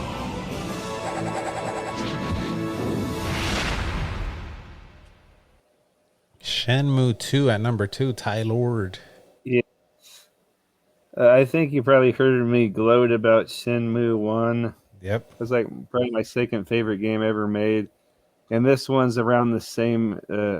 This one I like about the same. And this was an Xbox exclusive. There was a Dreamcast version, but it was only in Japan and Europe. And it didn't have American dub. So you can get it on Dreamcast and play it if you get the European version. But it doesn't have the American dub. This is the Xbox version. The graphics are cleaned up. It's got all these crazy filters you can put on it.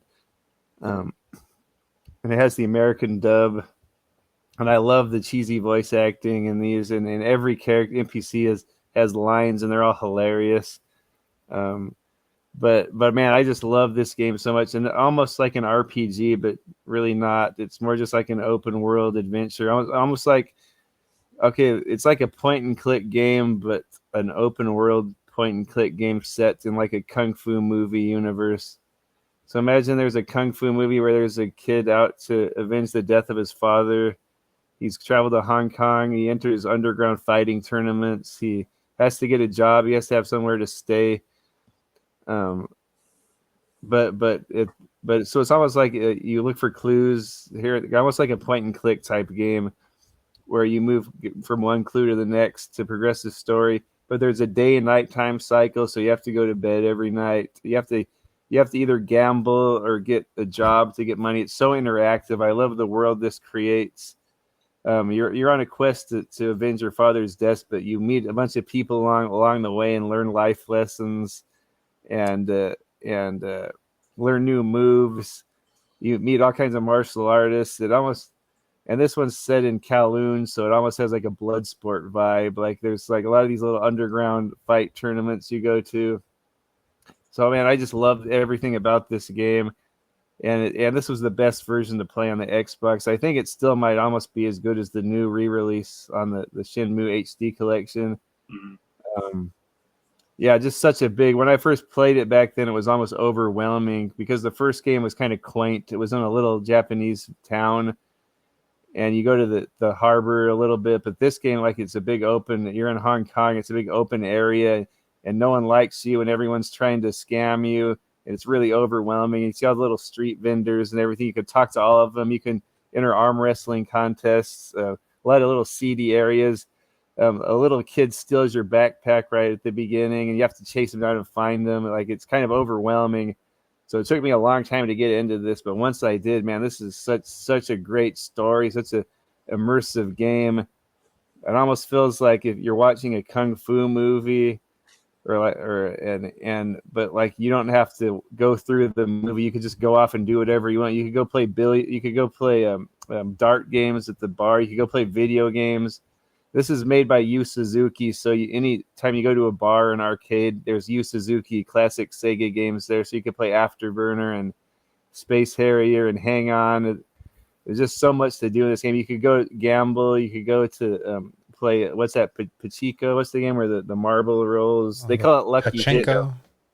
Yeah, they call it Lucky Hit. And this, you can get a job as a Lucky Hit. I guess you call a vendor. Like, there's so much you could do. Some of the jobs are really, really boring and tedious, like going around to the harbor and moving crates around. But it just makes the world so much more realistic and immersive. You can talk to everyone. You meet pretty girls along the way.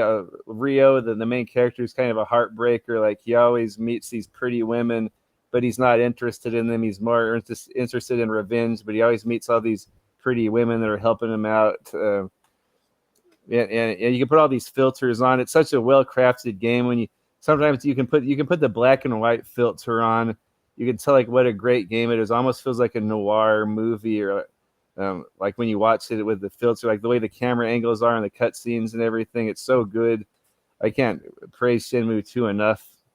And when I first beat this game, I didn't know you could save anywhere. So, man, it was a struggle. Like, I really bonded with this game because I didn't know. In Shenmue 1, you had to go to a bed to save. Like, that's the only way you could save. In this game, I didn't know you could save anywhere. So I would go through these long-ass stage sections of the game, and they were really hard, and I wouldn't know where a bed was. So I have to go find it. After doing all this hard stuff, I go find a bed to save, and I have to redo stuff all the time. But I didn't know you could just pause it and save it every time. That's a new feature. Because the first game, you needed to be by a bed to save. But man, I just can't praise it. Yeah, you can go up in the gumball machines, little toy machines. You could go put money in and collect the little toys in there. There's just so much stuff you can do in this game. You see him, he's talking to someone here. Every person has their own line of dialogue. And depending on what phase you are in the story, they all say something different every time. Man, I just can't get enough of this game. I'm a big fan of like Van Damme movies and martial art movies. This is like the ultimate like interactive like kung fu movie right here. Yeah. Have you played this, Vince? The Shenmue games, Shenmue 2? So I did not play Shenmue 2. I did watch a playthrough of it because I did play the first one. I don't know. I couldn't get into the series as much because I just felt it was like a life simulator. Yeah, it's not an RPG at all. Like, you don't level anything up. It's just like you just go along and do whatever. So like I got the intrigue, but I couldn't get into it. But like, so just some backstory on this series. Like, I remember Yu Suzuki was saying that like he was going to do this game for like 10 years and he would do like a game a year. Yeah. And it like the first one came out, everybody loved it, but then he couldn't get the funding or something. And then 2 came out, but it didn't come out here because the Dreamcast died. And then it got released on the Xbox. Mm-hmm. But a lot of the development team that worked with him on this ended up working on or creating the Ryu Gotoku, or the people who did the Yakuza series. Yakuza, yeah. I like Yakuza so much better. It's like much more refined and it's more of an RPG, yeah. They're totally different games. I always assumed they were the same, but it's totally different experience. Yakuza is awesome. It's more of like a beat 'em up fighting RPG where you could explore like this and do whatever you want. This one's more just like about the story and the world, and just about like stopping to smell the grass. I just love this. Go pet the cat. Go take it home. Yeah, go pet the cat. Yeah. This is one that I always wanted to play. I never played it. I always wanted to play this game, but I never got a chance. I think this one's a little bit faster paced. It feels more like a video game than the first one. The first one's really slow paced, and I love the first game. I think I mentioned that, but this one, towards the end, there's a lot of action in this. Like, there's some really good dungeons towards the ends of this. That dude in the really back. Good fight. That dude in the back looks like Charles Bronson, the guy with the suspenders, like a young Charles. Yeah, these guys are hilarious. All the characters are so funny. All the little random NPCs, all the little lines they say, they're so funny. What went wrong with Part 3? So Part 3 didn't come out until recently, and it was crowdfunded on Kickstarter. Yeah, I put money in on that. I mean, people were expecting like this great game for as much money as it made, and it was almost like it was just a carbon copy of this one. You know, the third one's nothing like this. The third one's more like an RPG, but it took away the virtual fighter engine. This has really good fighting engine when you fight. It's like the virtual fighter engine.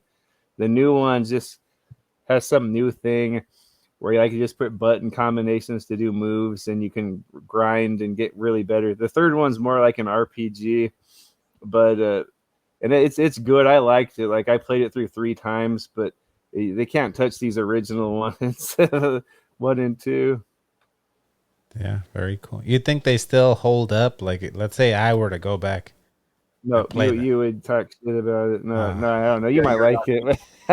you may like it, you may not. I would say go play the Yakuza series. That's yeah. You get more of that. But play Yakuza on PS1, 2, the original one that has American voice acting. Mark Hamill Mark Hamill is one of the guys. It's so cool. Majima. Yeah. All right, cool. All right, I'm gonna go to my number 2 pick now.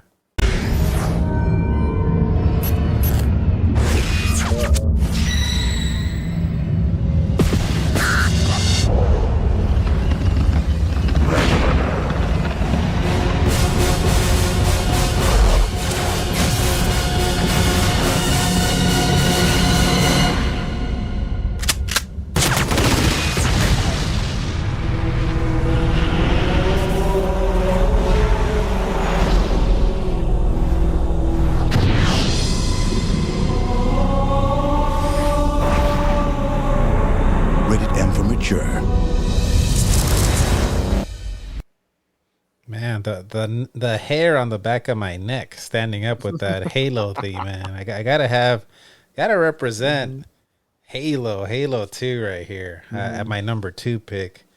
What can I say about this one? I think this one, I go between this and part 1 being my favorite Halos, but man, they're just, it's like 1A, 1B. They're 2 in the same, I feel. Mm-hmm. But this one's so fun. I think this one has the better multiplayer than part 1. Mm-hmm. This multiplayer was so good.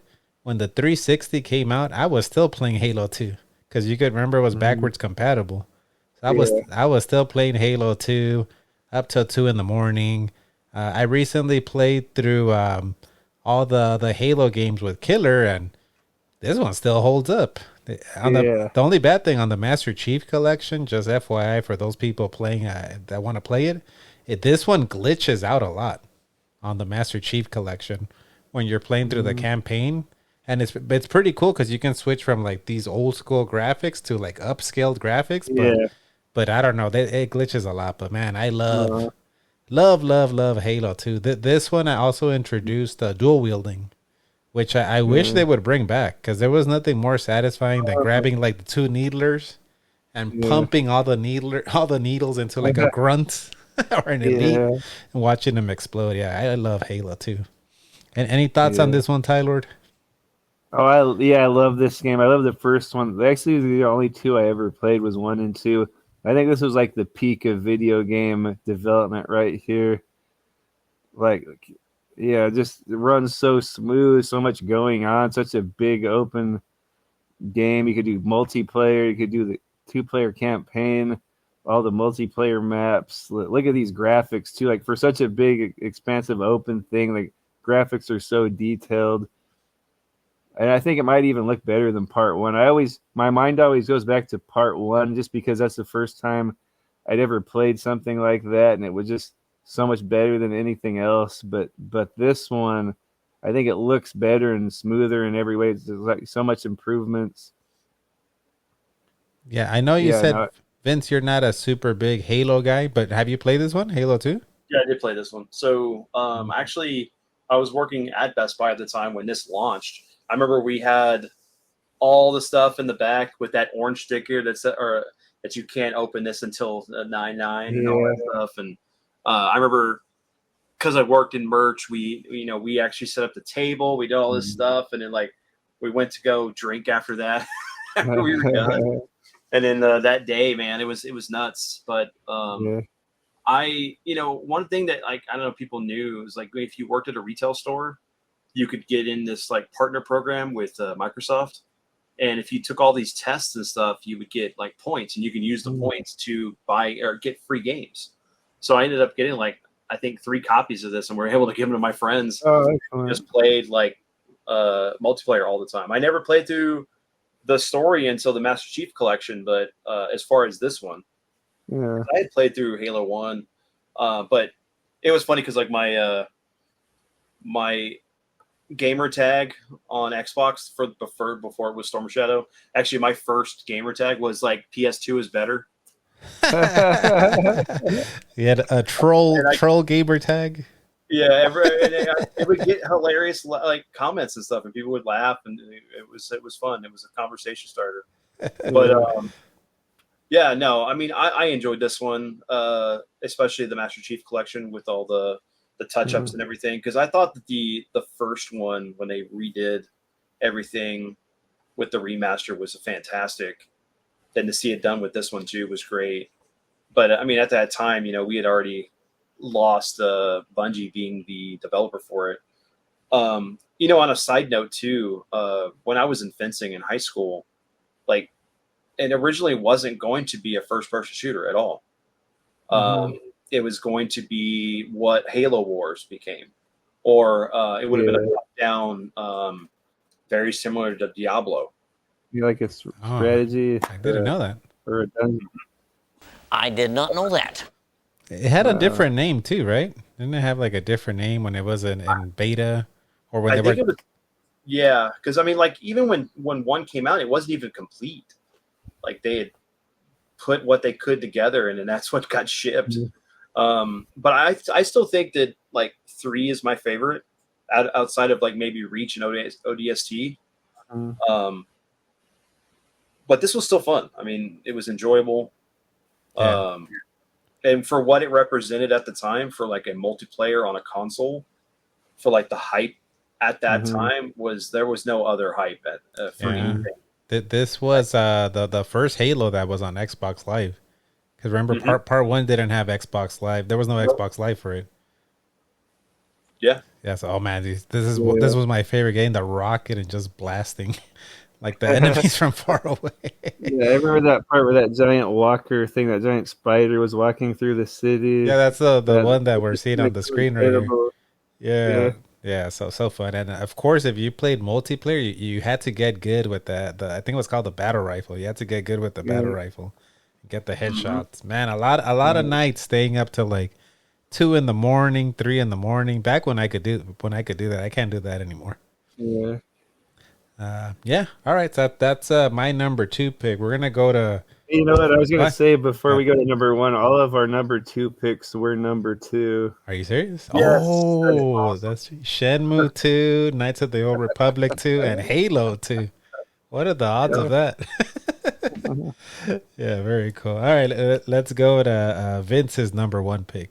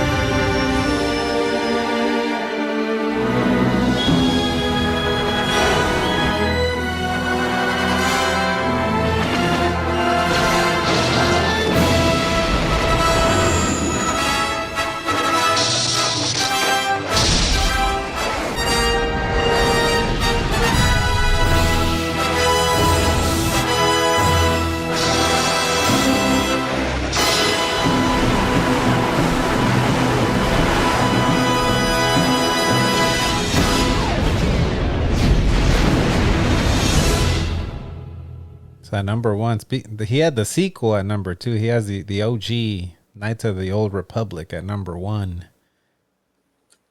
So that gave me goosebumps, because that is Star Wars right there. You know, that music, you know, all my memories of Luke, Han, and all that stuff, you know, with tied to that music. Not this sequel trilogy Disney garbage. I mean, this was this blew my mind to see a RPG Star Wars game.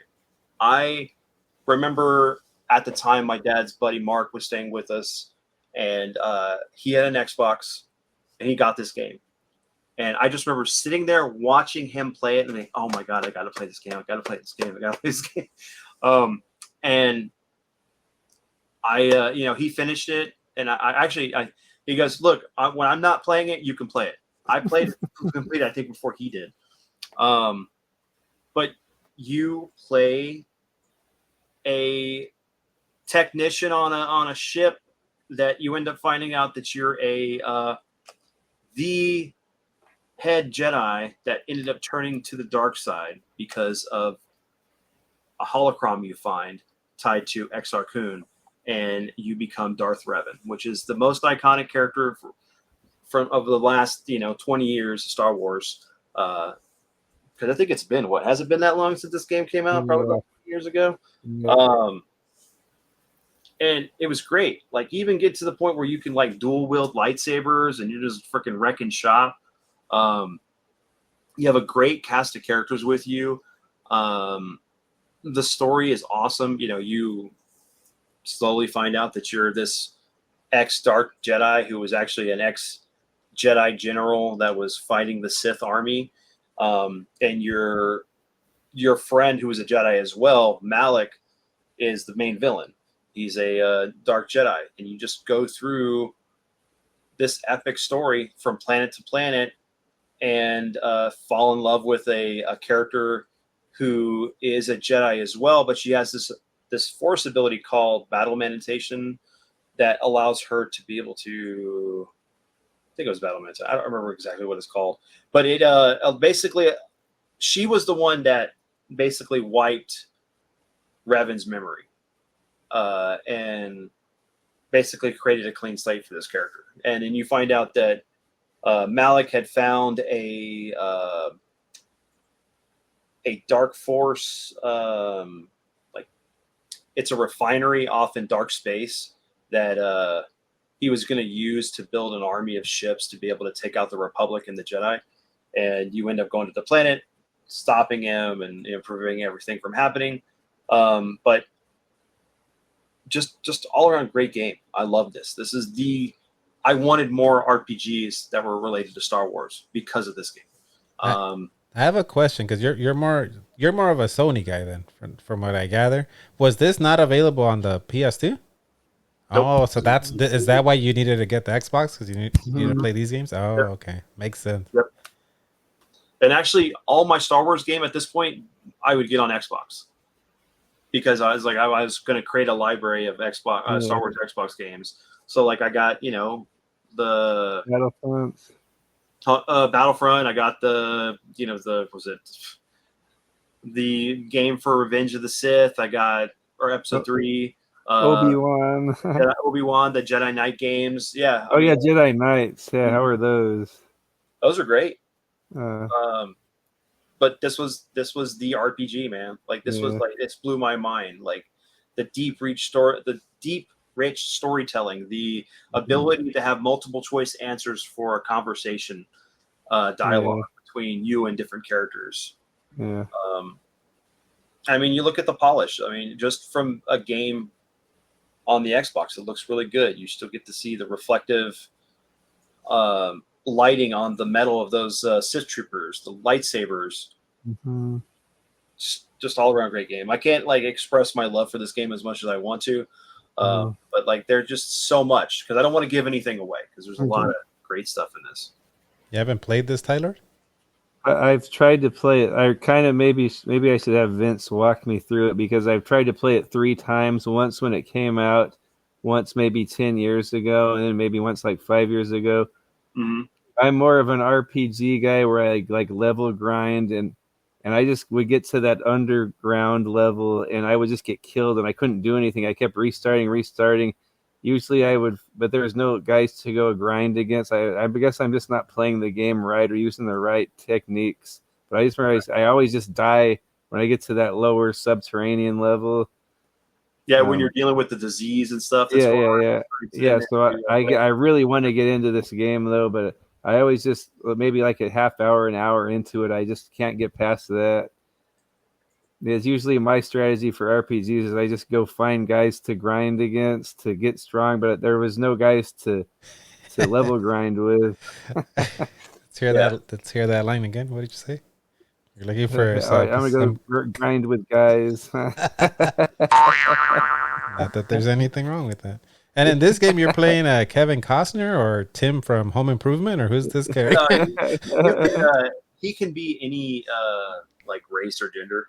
Yeah. No, I think he's still male, I believe, but you can play any. You have a set preference of like character designs that you can choose from. So you can be like aliens, like Twi'leks or No, I think you're still human. I think I don't know. It's been a long time. But I think you have like a different preset faces that you can choose. What are Greedos called? Are they just called Greedos? Rodians. Oh, okay. Can you be them? No. Oh, okay. Yeah, I think I remember like. Go ahead, this is like I think this has potential to be like one of my favorite games. I just kind of suck at it. And I think this is one of those games that you can put the original disc in the Xbox. I think. Yeah, the new Xbox. Yeah. And this does have a modern release of it, so you can play that version as well. Also, what was it? You can. This game, like, I don't know. I totally lost my train of thought, like where I was going to go with it. But I had my thought when you were telling me something, asking that question. But like, you could. Oh yeah, this was it. You can play this on easy, man. You don't have to play it on hard. Yeah, maybe I should do that. I was yeah. You just won't get a GG when you beat the game. Yeah, it doesn't count. I just want to like play through it for fun. That's why we're joking with Retro Riot because he was playing a Terror Drome on easy, and he got mad that none of us gave up my GG. No, it doesn't count. You played on easy. Shout out to Rydog. Yeah. All right, we're gonna go now to so that was Vince's number one pick. Yeah. Tylord, let's check out your number one pick here.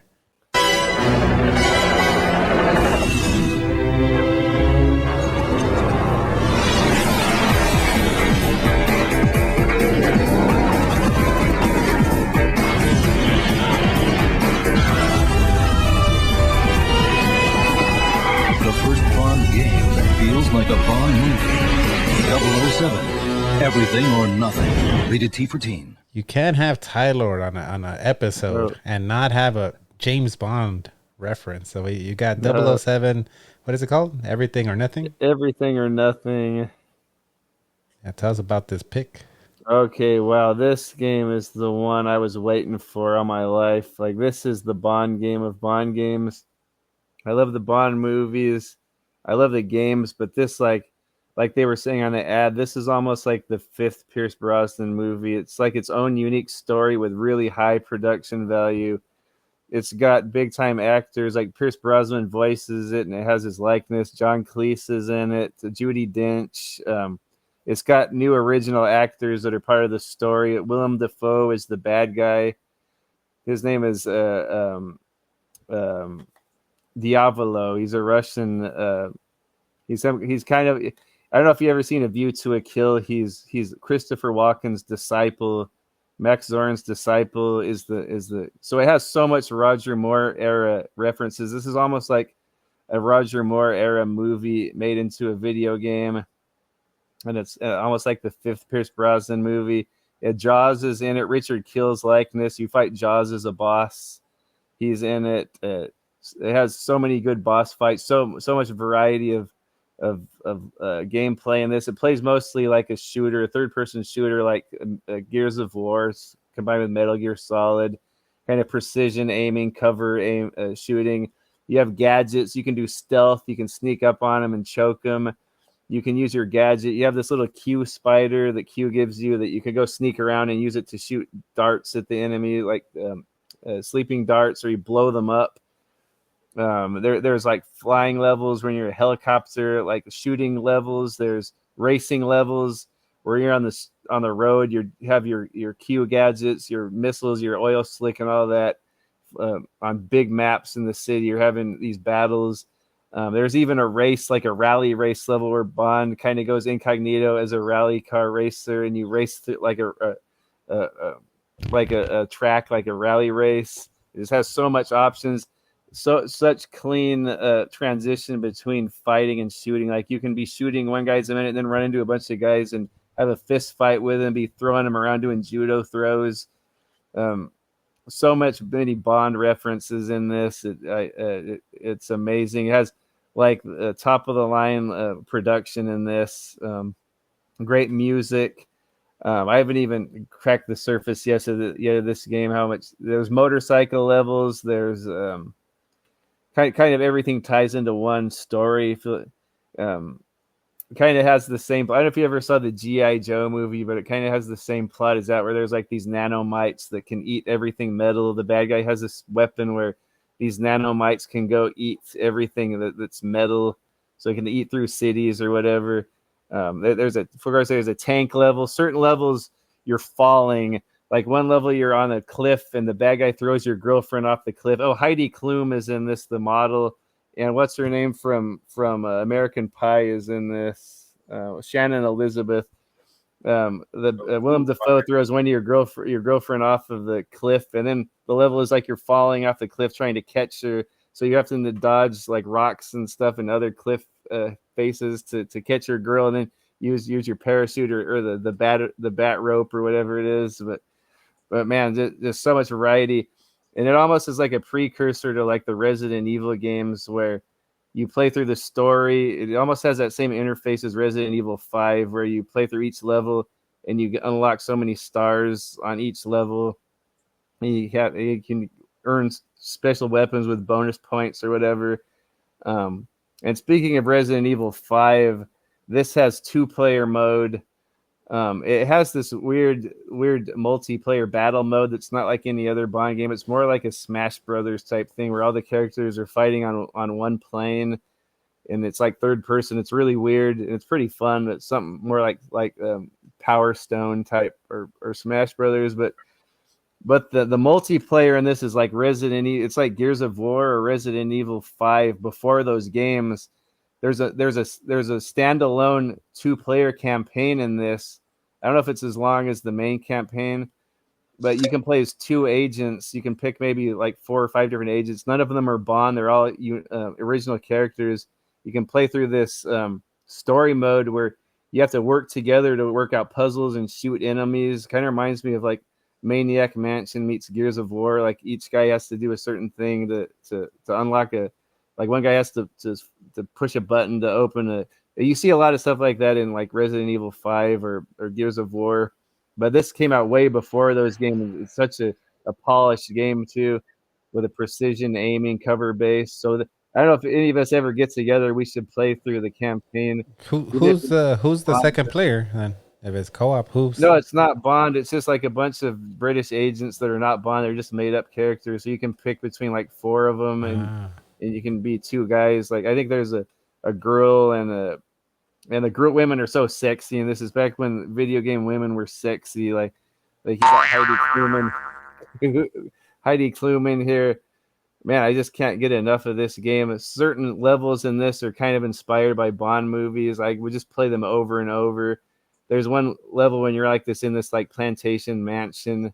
They kind of remind me of A View to a Kill. And I remember I would play that level all the time. Yeah, like before Resident Evil 4, like this was the game I always went back to and played. Everything or Nothing. Yeah, I don't know if you guys have ever played. Have you played it, Vince? No, nope. I'm surprised because you're also a Bond guy, right? Yeah, I'm a Bond guy, but I never got into the games other than was it From Russia with Love? Yeah, the same engine as that pretty much. Yeah, I was gonna choose From Russia with Love, but I always talk about that game. This game is kind of the same engine. Yeah, I'll pick this up then. Yeah. The audio listeners, we're looking at the gameplay. This looks like a movie, like the beginning of a movie or something. Yeah, it has the gun barrel opening. It has its own title. It has its own pre-title action scene. It's like kind of like the tutorial. And then after you beat that, it goes into the title song, like a Bond movie. And then it has its own title song. that girl, what's her name? That artist, is her name Maya? Does the song for it? Oh, so the there's like R&B artist. It's like her own original James Bond song, and she's actually also a character too. You save in the game. Like it's a funny level where she's on like this conveyor or this chain, and she's heading towards this furnace, and you're fighting the boss at the same time. You have to save her. It's pretty cool. Yeah, that's great. I've only ever played GoldenEye. That's like the only James Bond. Yeah, this is way different than that. Totally different type of game. I always just thought like everything else outside of GoldenEye wasn't as good because I never really heard people talk about them. But this one looks cool. Like you said, it looks kind of like Gears of War, Siphon Filter. Metal Gear with Siphon Filter. That's a good one, or good old Winback. Kind of has that type of gameplay. Yeah, it looks good. Yeah, looks cool.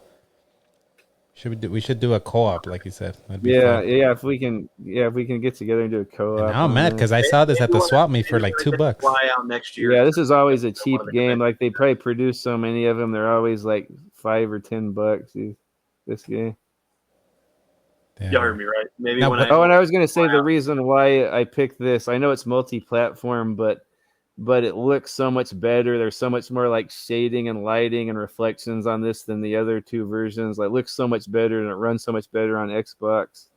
Oh, okay. What were you saying, Vince? No, I said maybe when I fly out for one of the conventions. Yeah. There you go. Well, there's Sacramento conventions coming up. I can't fly out for that one next year. So either the one in June or whatever, or so you can do 4-player co-op or 2-player. No, I think it's only 2, but you can choose between 4 guys. I know you might be able to do. I think it's only 2. Yeah, it looks cool. This is up my alley, like the cover mechanics, like Gears. That same type of style of Siphon Filter. Yeah, he has that rope. You can jump off of cliff faces and buildings and like kind of like bungee jump off of the cliff faces and the buildings. Yeah, really cool pick right there, pal. All right, I'm gonna go now to not my number 1 pick. I think you guys already know what it is. When it seems like all is lost, when it feels as if you have no hope, when you are outnumbered, overpowered, and they've got you cornered, that's when you realize your last best hope is you.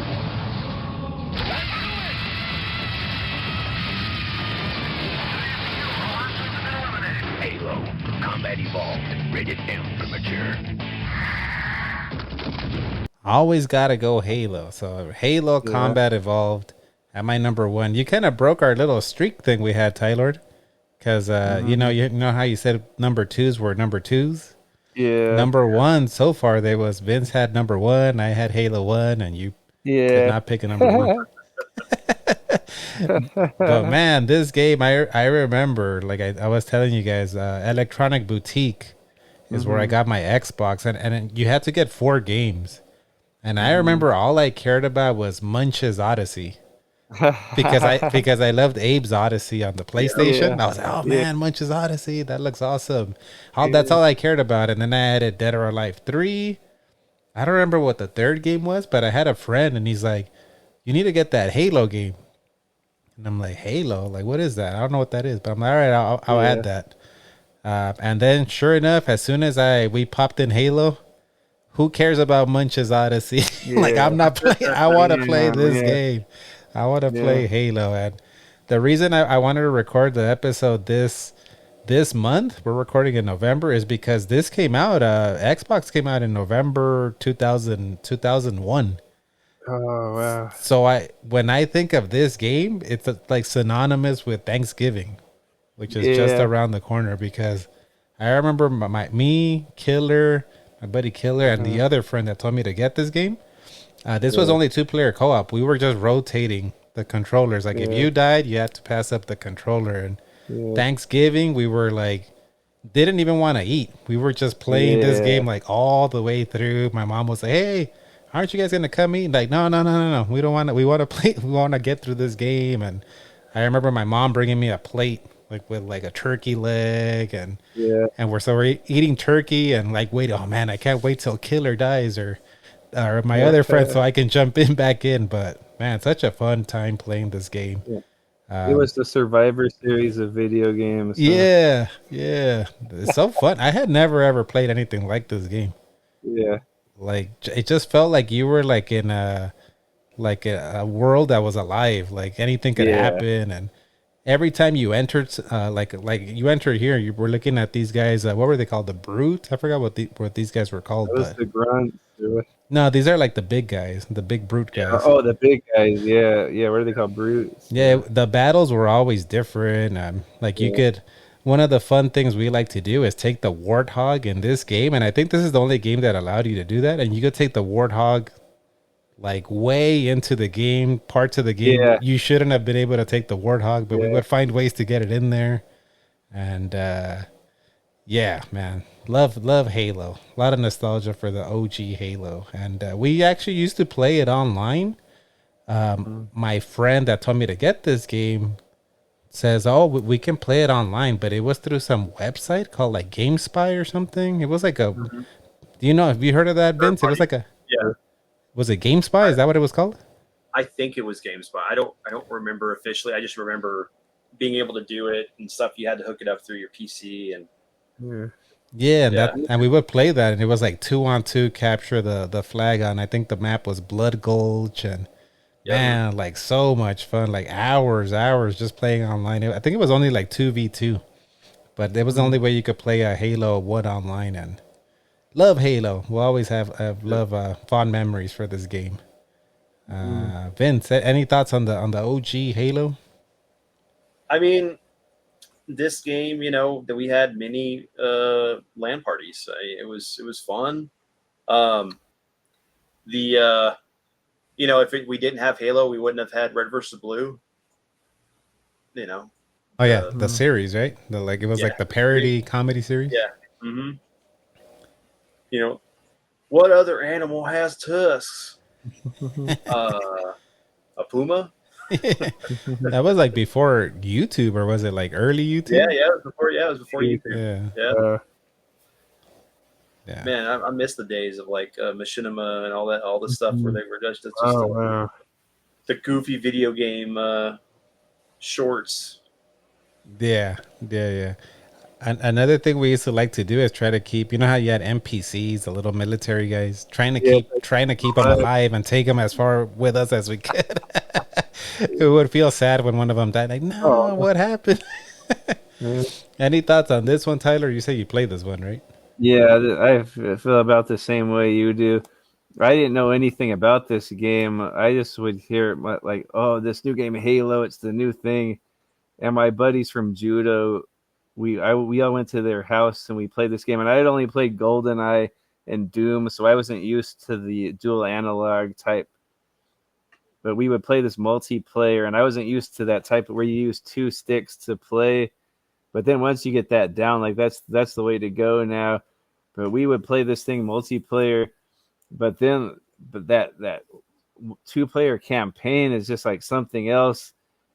And I wasn't even expecting anything like that at the time. You start off in the ship and you're escaping the ship and all that. And that seemed pretty standard. Like it seemed a lot better than most, but that standard. But then once you get down to that planet, it's like open, and like you see you can get in the Warthog and vehicles and drive around, and it just seemed like endless.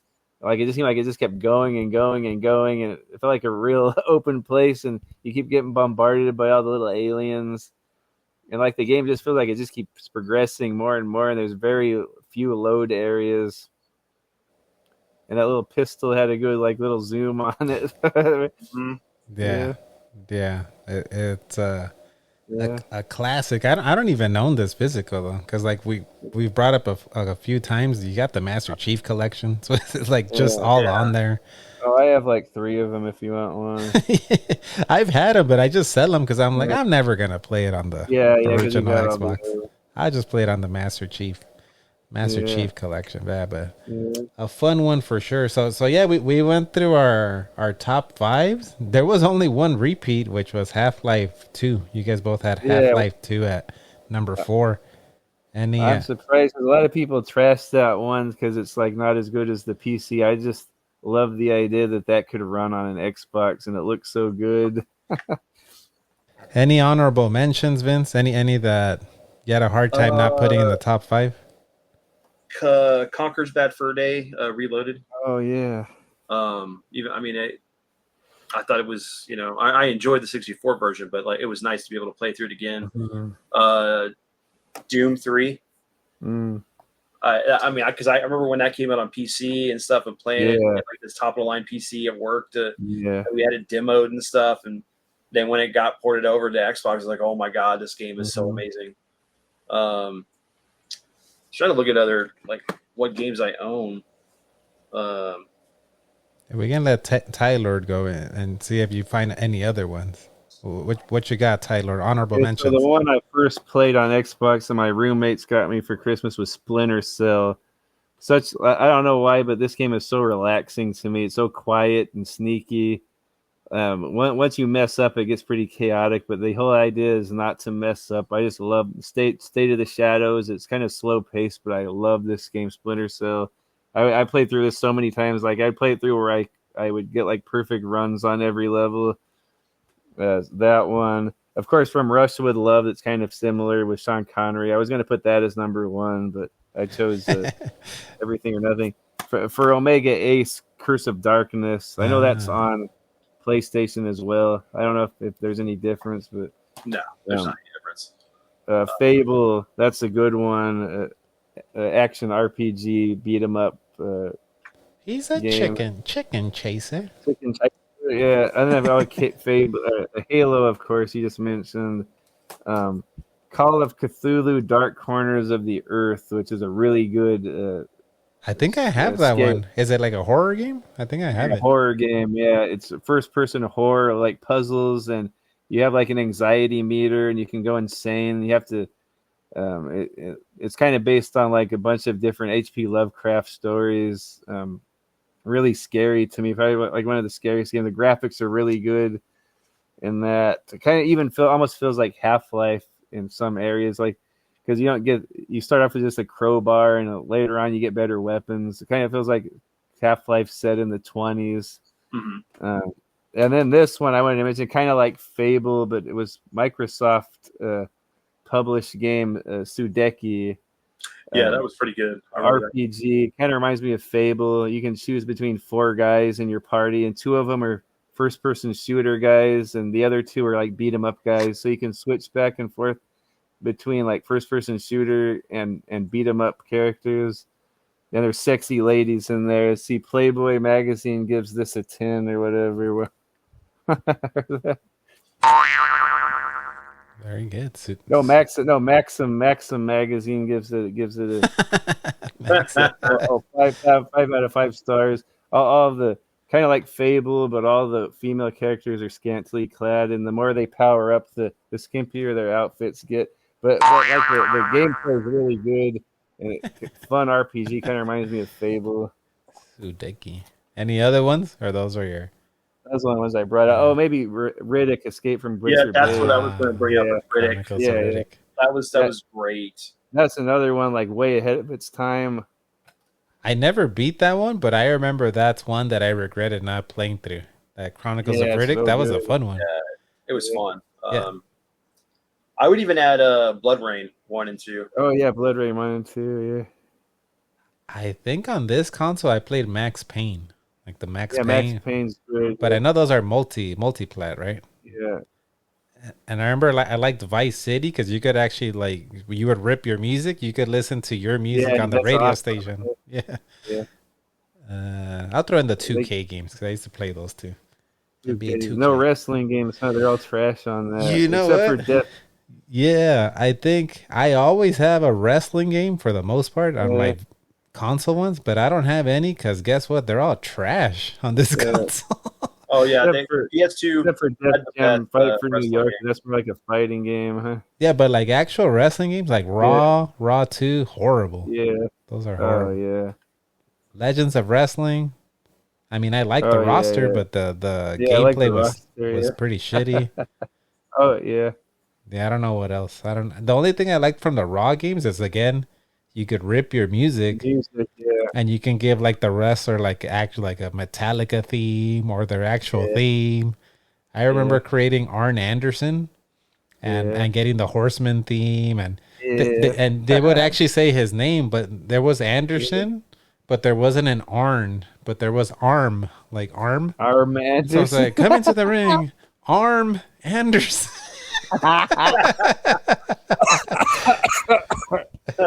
That's close enough. Yeah, I think that's pretty much it for me. Any other honorable mentions, or we good?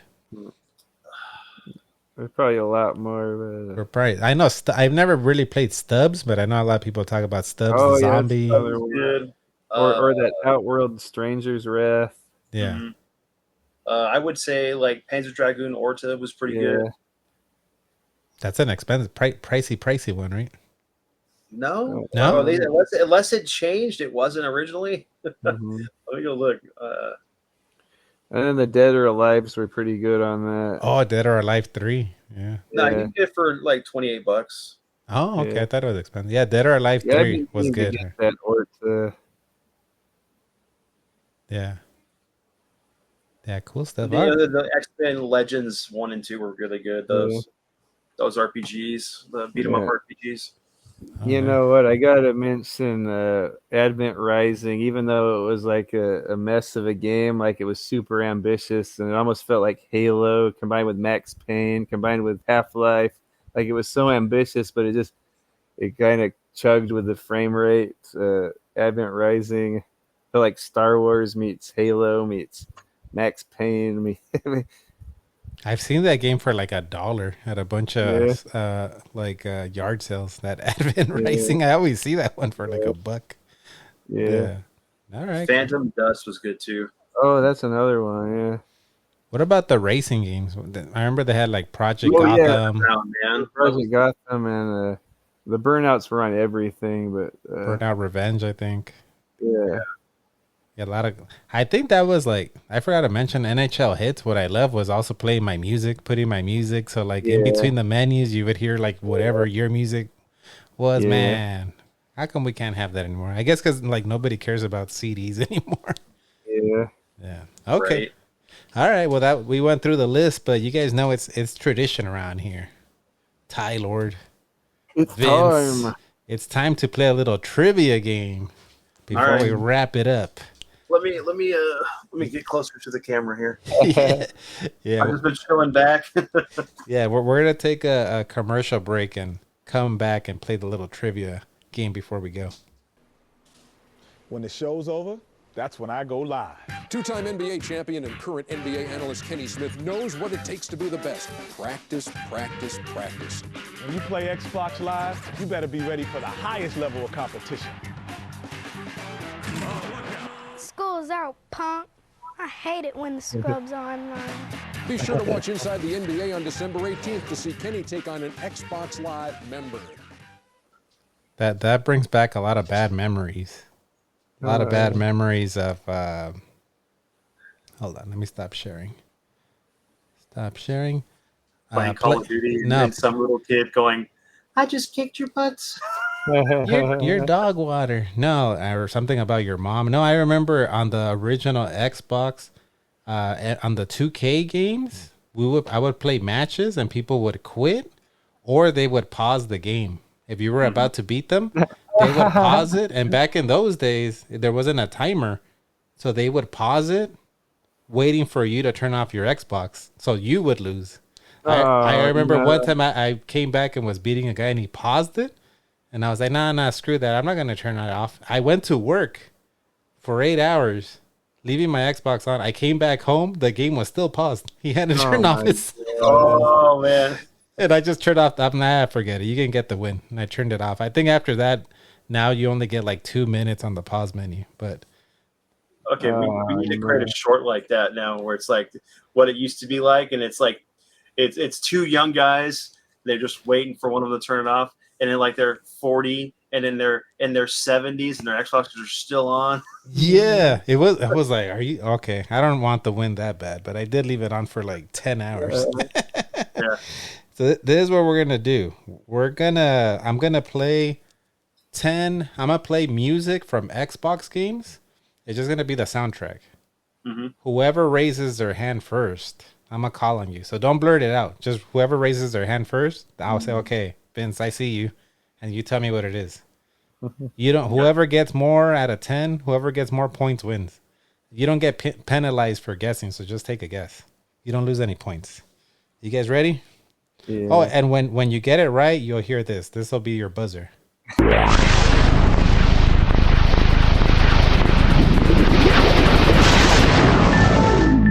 It's a beautiful sound. The boot up screen. If you get it wrong, you're gonna kill a grunt. Not again! No! All right. So you guys ready for the first one? Yeah. All right, here we go.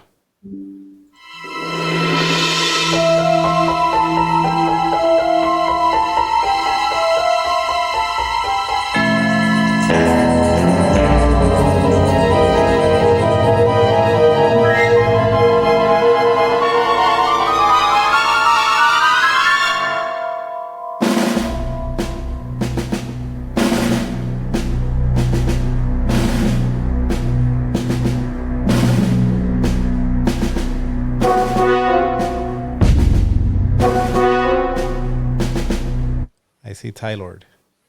I don't know. I'm just gonna guess Conquerors Live and Reloaded. Or... Not again! No! All right, let me finish the rest of the theme. Let's see if Vince got it.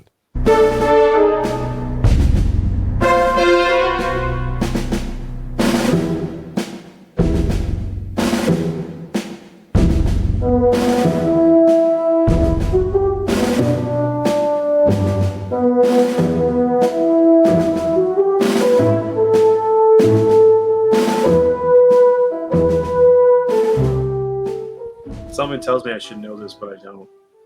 Very, very whimsical little song. Yeah. No guess? Okay. No. It's Psychonauts.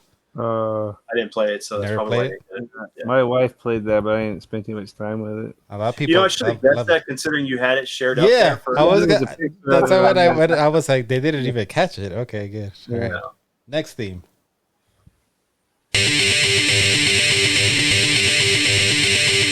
Understand the concept of love. Understand the concept of love. Understand. Whoops, I see Tylord. Jet Set Grind Future. Not again! No! The song just repeats over and over. You got to guess. I don't got nothing. That sounds. I have no clue. So Tylord was close. It was, but it's wrong name. Jet Set Radio Future. Oh, that's the radio. Oh, wow. Okay. Sorry, man. I forget the name of it. All right. The right. one on Dreamcast was called Grind, right? Yeah, I think so. Yeah. All right, next one.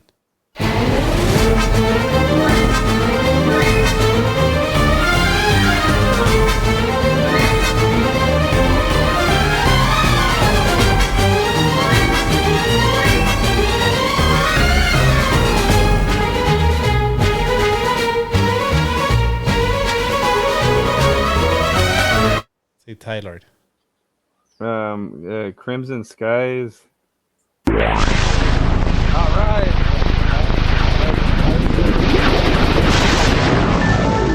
That's one game I always wanted to play, but I never played that Yeah. one. It's like the airplane game. Right? Yeah, I played the demo. That was about it. I have it. I just never got a chance to play it. I like the music.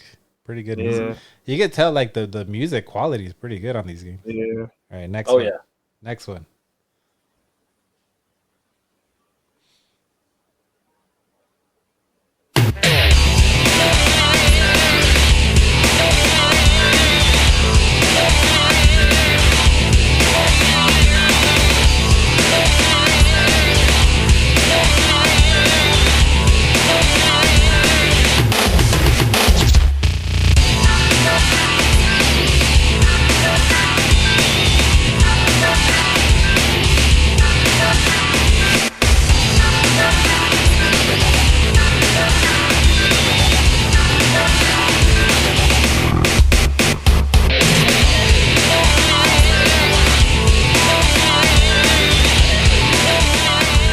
Say Tylord.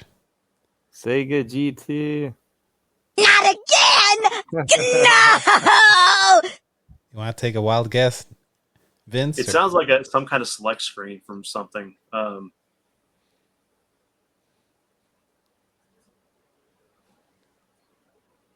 Dead or Alive 2? Not again! You were so close. Dead or Alive 3. Oh, That's the one that was in my head, yeah, too. I never got it. That sounded like something from a select screen. And I think but- it was a select screen song too. Yeah. All right, next one.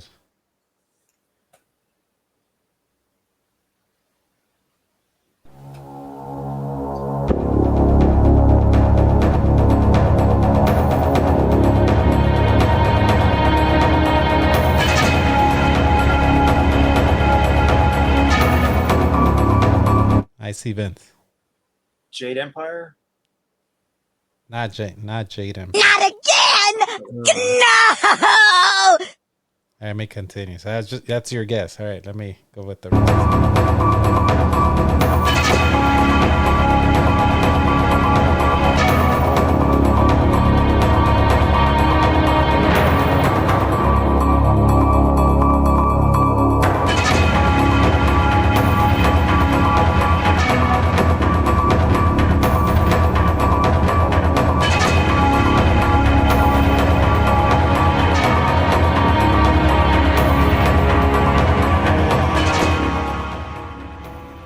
What's your guess?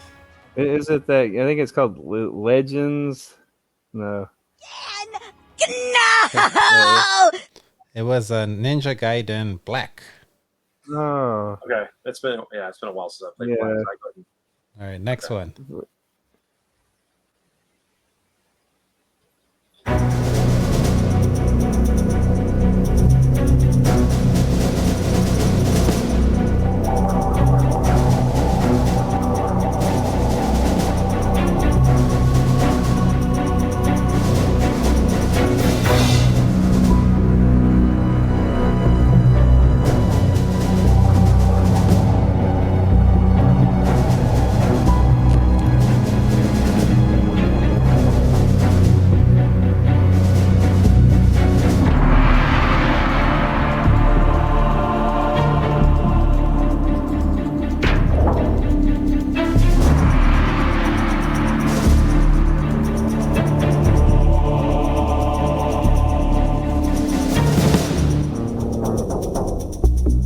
All right, you got it, Tyler?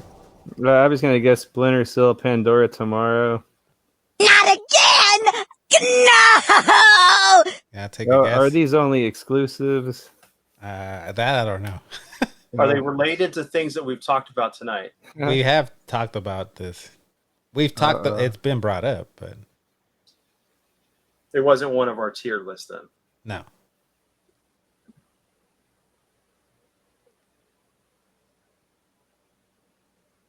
I don't know. So It sounds familiar, but So Tyler was close. You guys are getting close enough. It was just Tom Clancy's Splinter Cell. Just the regular. Oh, the regular Splinter Cell. Okay. Just the regular one. All right. Next one. Time recording. Now doing.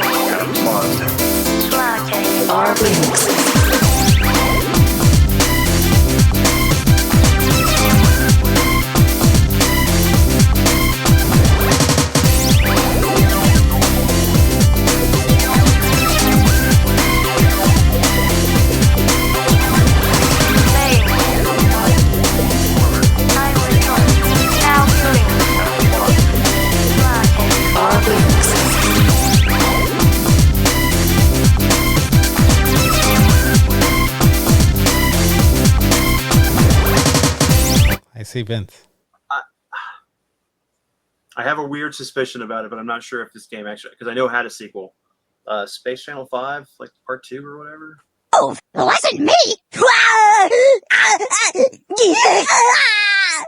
You got a guess, Tyler? The Fusion Frenzy. Oh, it wasn't me! It was Blinks, the Time Sweeper. Oh, okay. I should have thought it was something like that. This is a hard one. I wouldn't have got This any is of hard. these damn songs. There's so many tracks in those little games. It's been so long. Yeah. All right. Next one.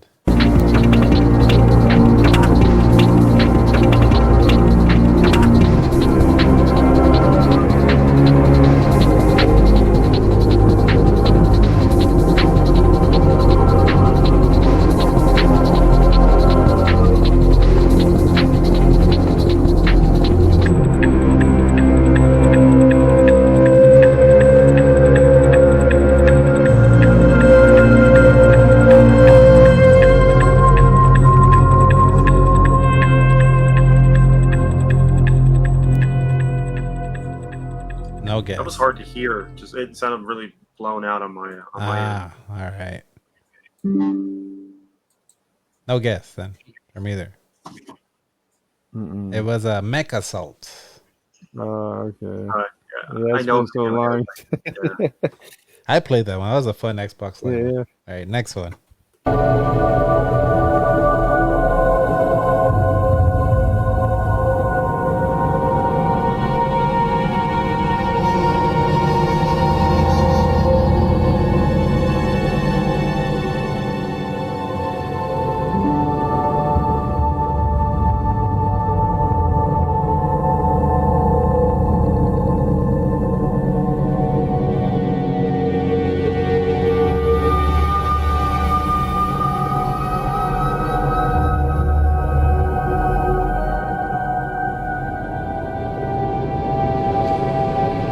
I like that one. Yeah, I got 2 guesses, but I'm not sure if that's it. I really don't. I don't think it's it. No guess from either one of you? Advent Rising. Oh, it wasn't me.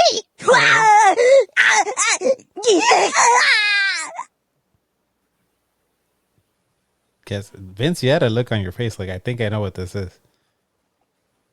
Well, 2 games come to mind, but I don't know if they're even on the soundtrack or not. But it seems like it would be something. What, Spawn Armageddon? Oh, it wasn't me. You actually mentioned it earlier. Jade Empire. Oh, I wouldn't even have noticed that. Yeah, I remember playing the game. I don't remember any of the music from it. All right, last one. You can tie it or it ends at 1. This is like the lowest. This is like a soccer match right here. This is a hard one. I give you guys that. This is a hard one though. This is like when I heard all these, I was like, I wouldn't have gotten any of these damn songs.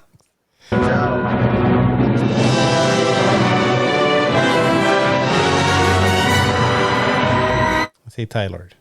Fable. All right.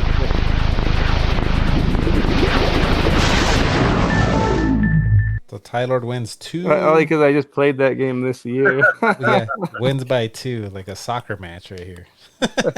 Very low scoring. All right. Yeah. Well, GG, we're gonna take a commercial break and come back and wrap it up here. Powerful game system now has the ultimate holiday offer. Get Tetris Worlds and Star Wars, Clone Wars, 2 months of Xbox Live and an Xbox for only what? Rated E to T. Xbox. It's good to play together. All right, guys. Well, thanks for coming back on the podcast. Vince, let the people know where they can find you. You can check me out on Downloadable Podcast on YouTube. I also I post stuff on Twitter a little bit and Instagram, but not much. But basically whatever I pick up. But that's it. Tylord. Where can they find you? Tylord on YouTube. Yeah, you can contact. You can watch my videos if you really want to torture yourself there. And if you want to talk to me, I'm on Tylord on Instagram and Discord. Tylord79. Those are the only social medias I have.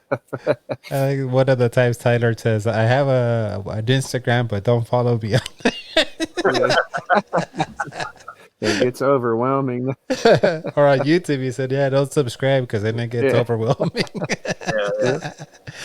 As for me, Retro Tiburon on all the social medias. If you're listening on the audio end, I'm on YouTube. I stream Monday, Wednesday, Friday. Vince from Dad Level has been joining me on Fridays. What did we play this last time? Texas Chainsaw. We played some. Yeah, come hang out if you're on the audio end. I'll put links to all their channels down below in the description or show notes. But before we go, since this episode's dropping first week of December, so Christmas is right around the corner. Mm-hmm. What do you want under the tree, Vince? What are you gonna ask Santa for?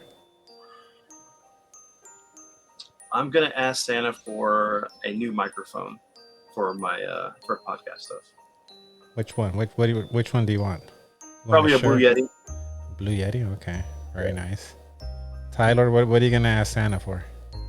I'll keep it game related.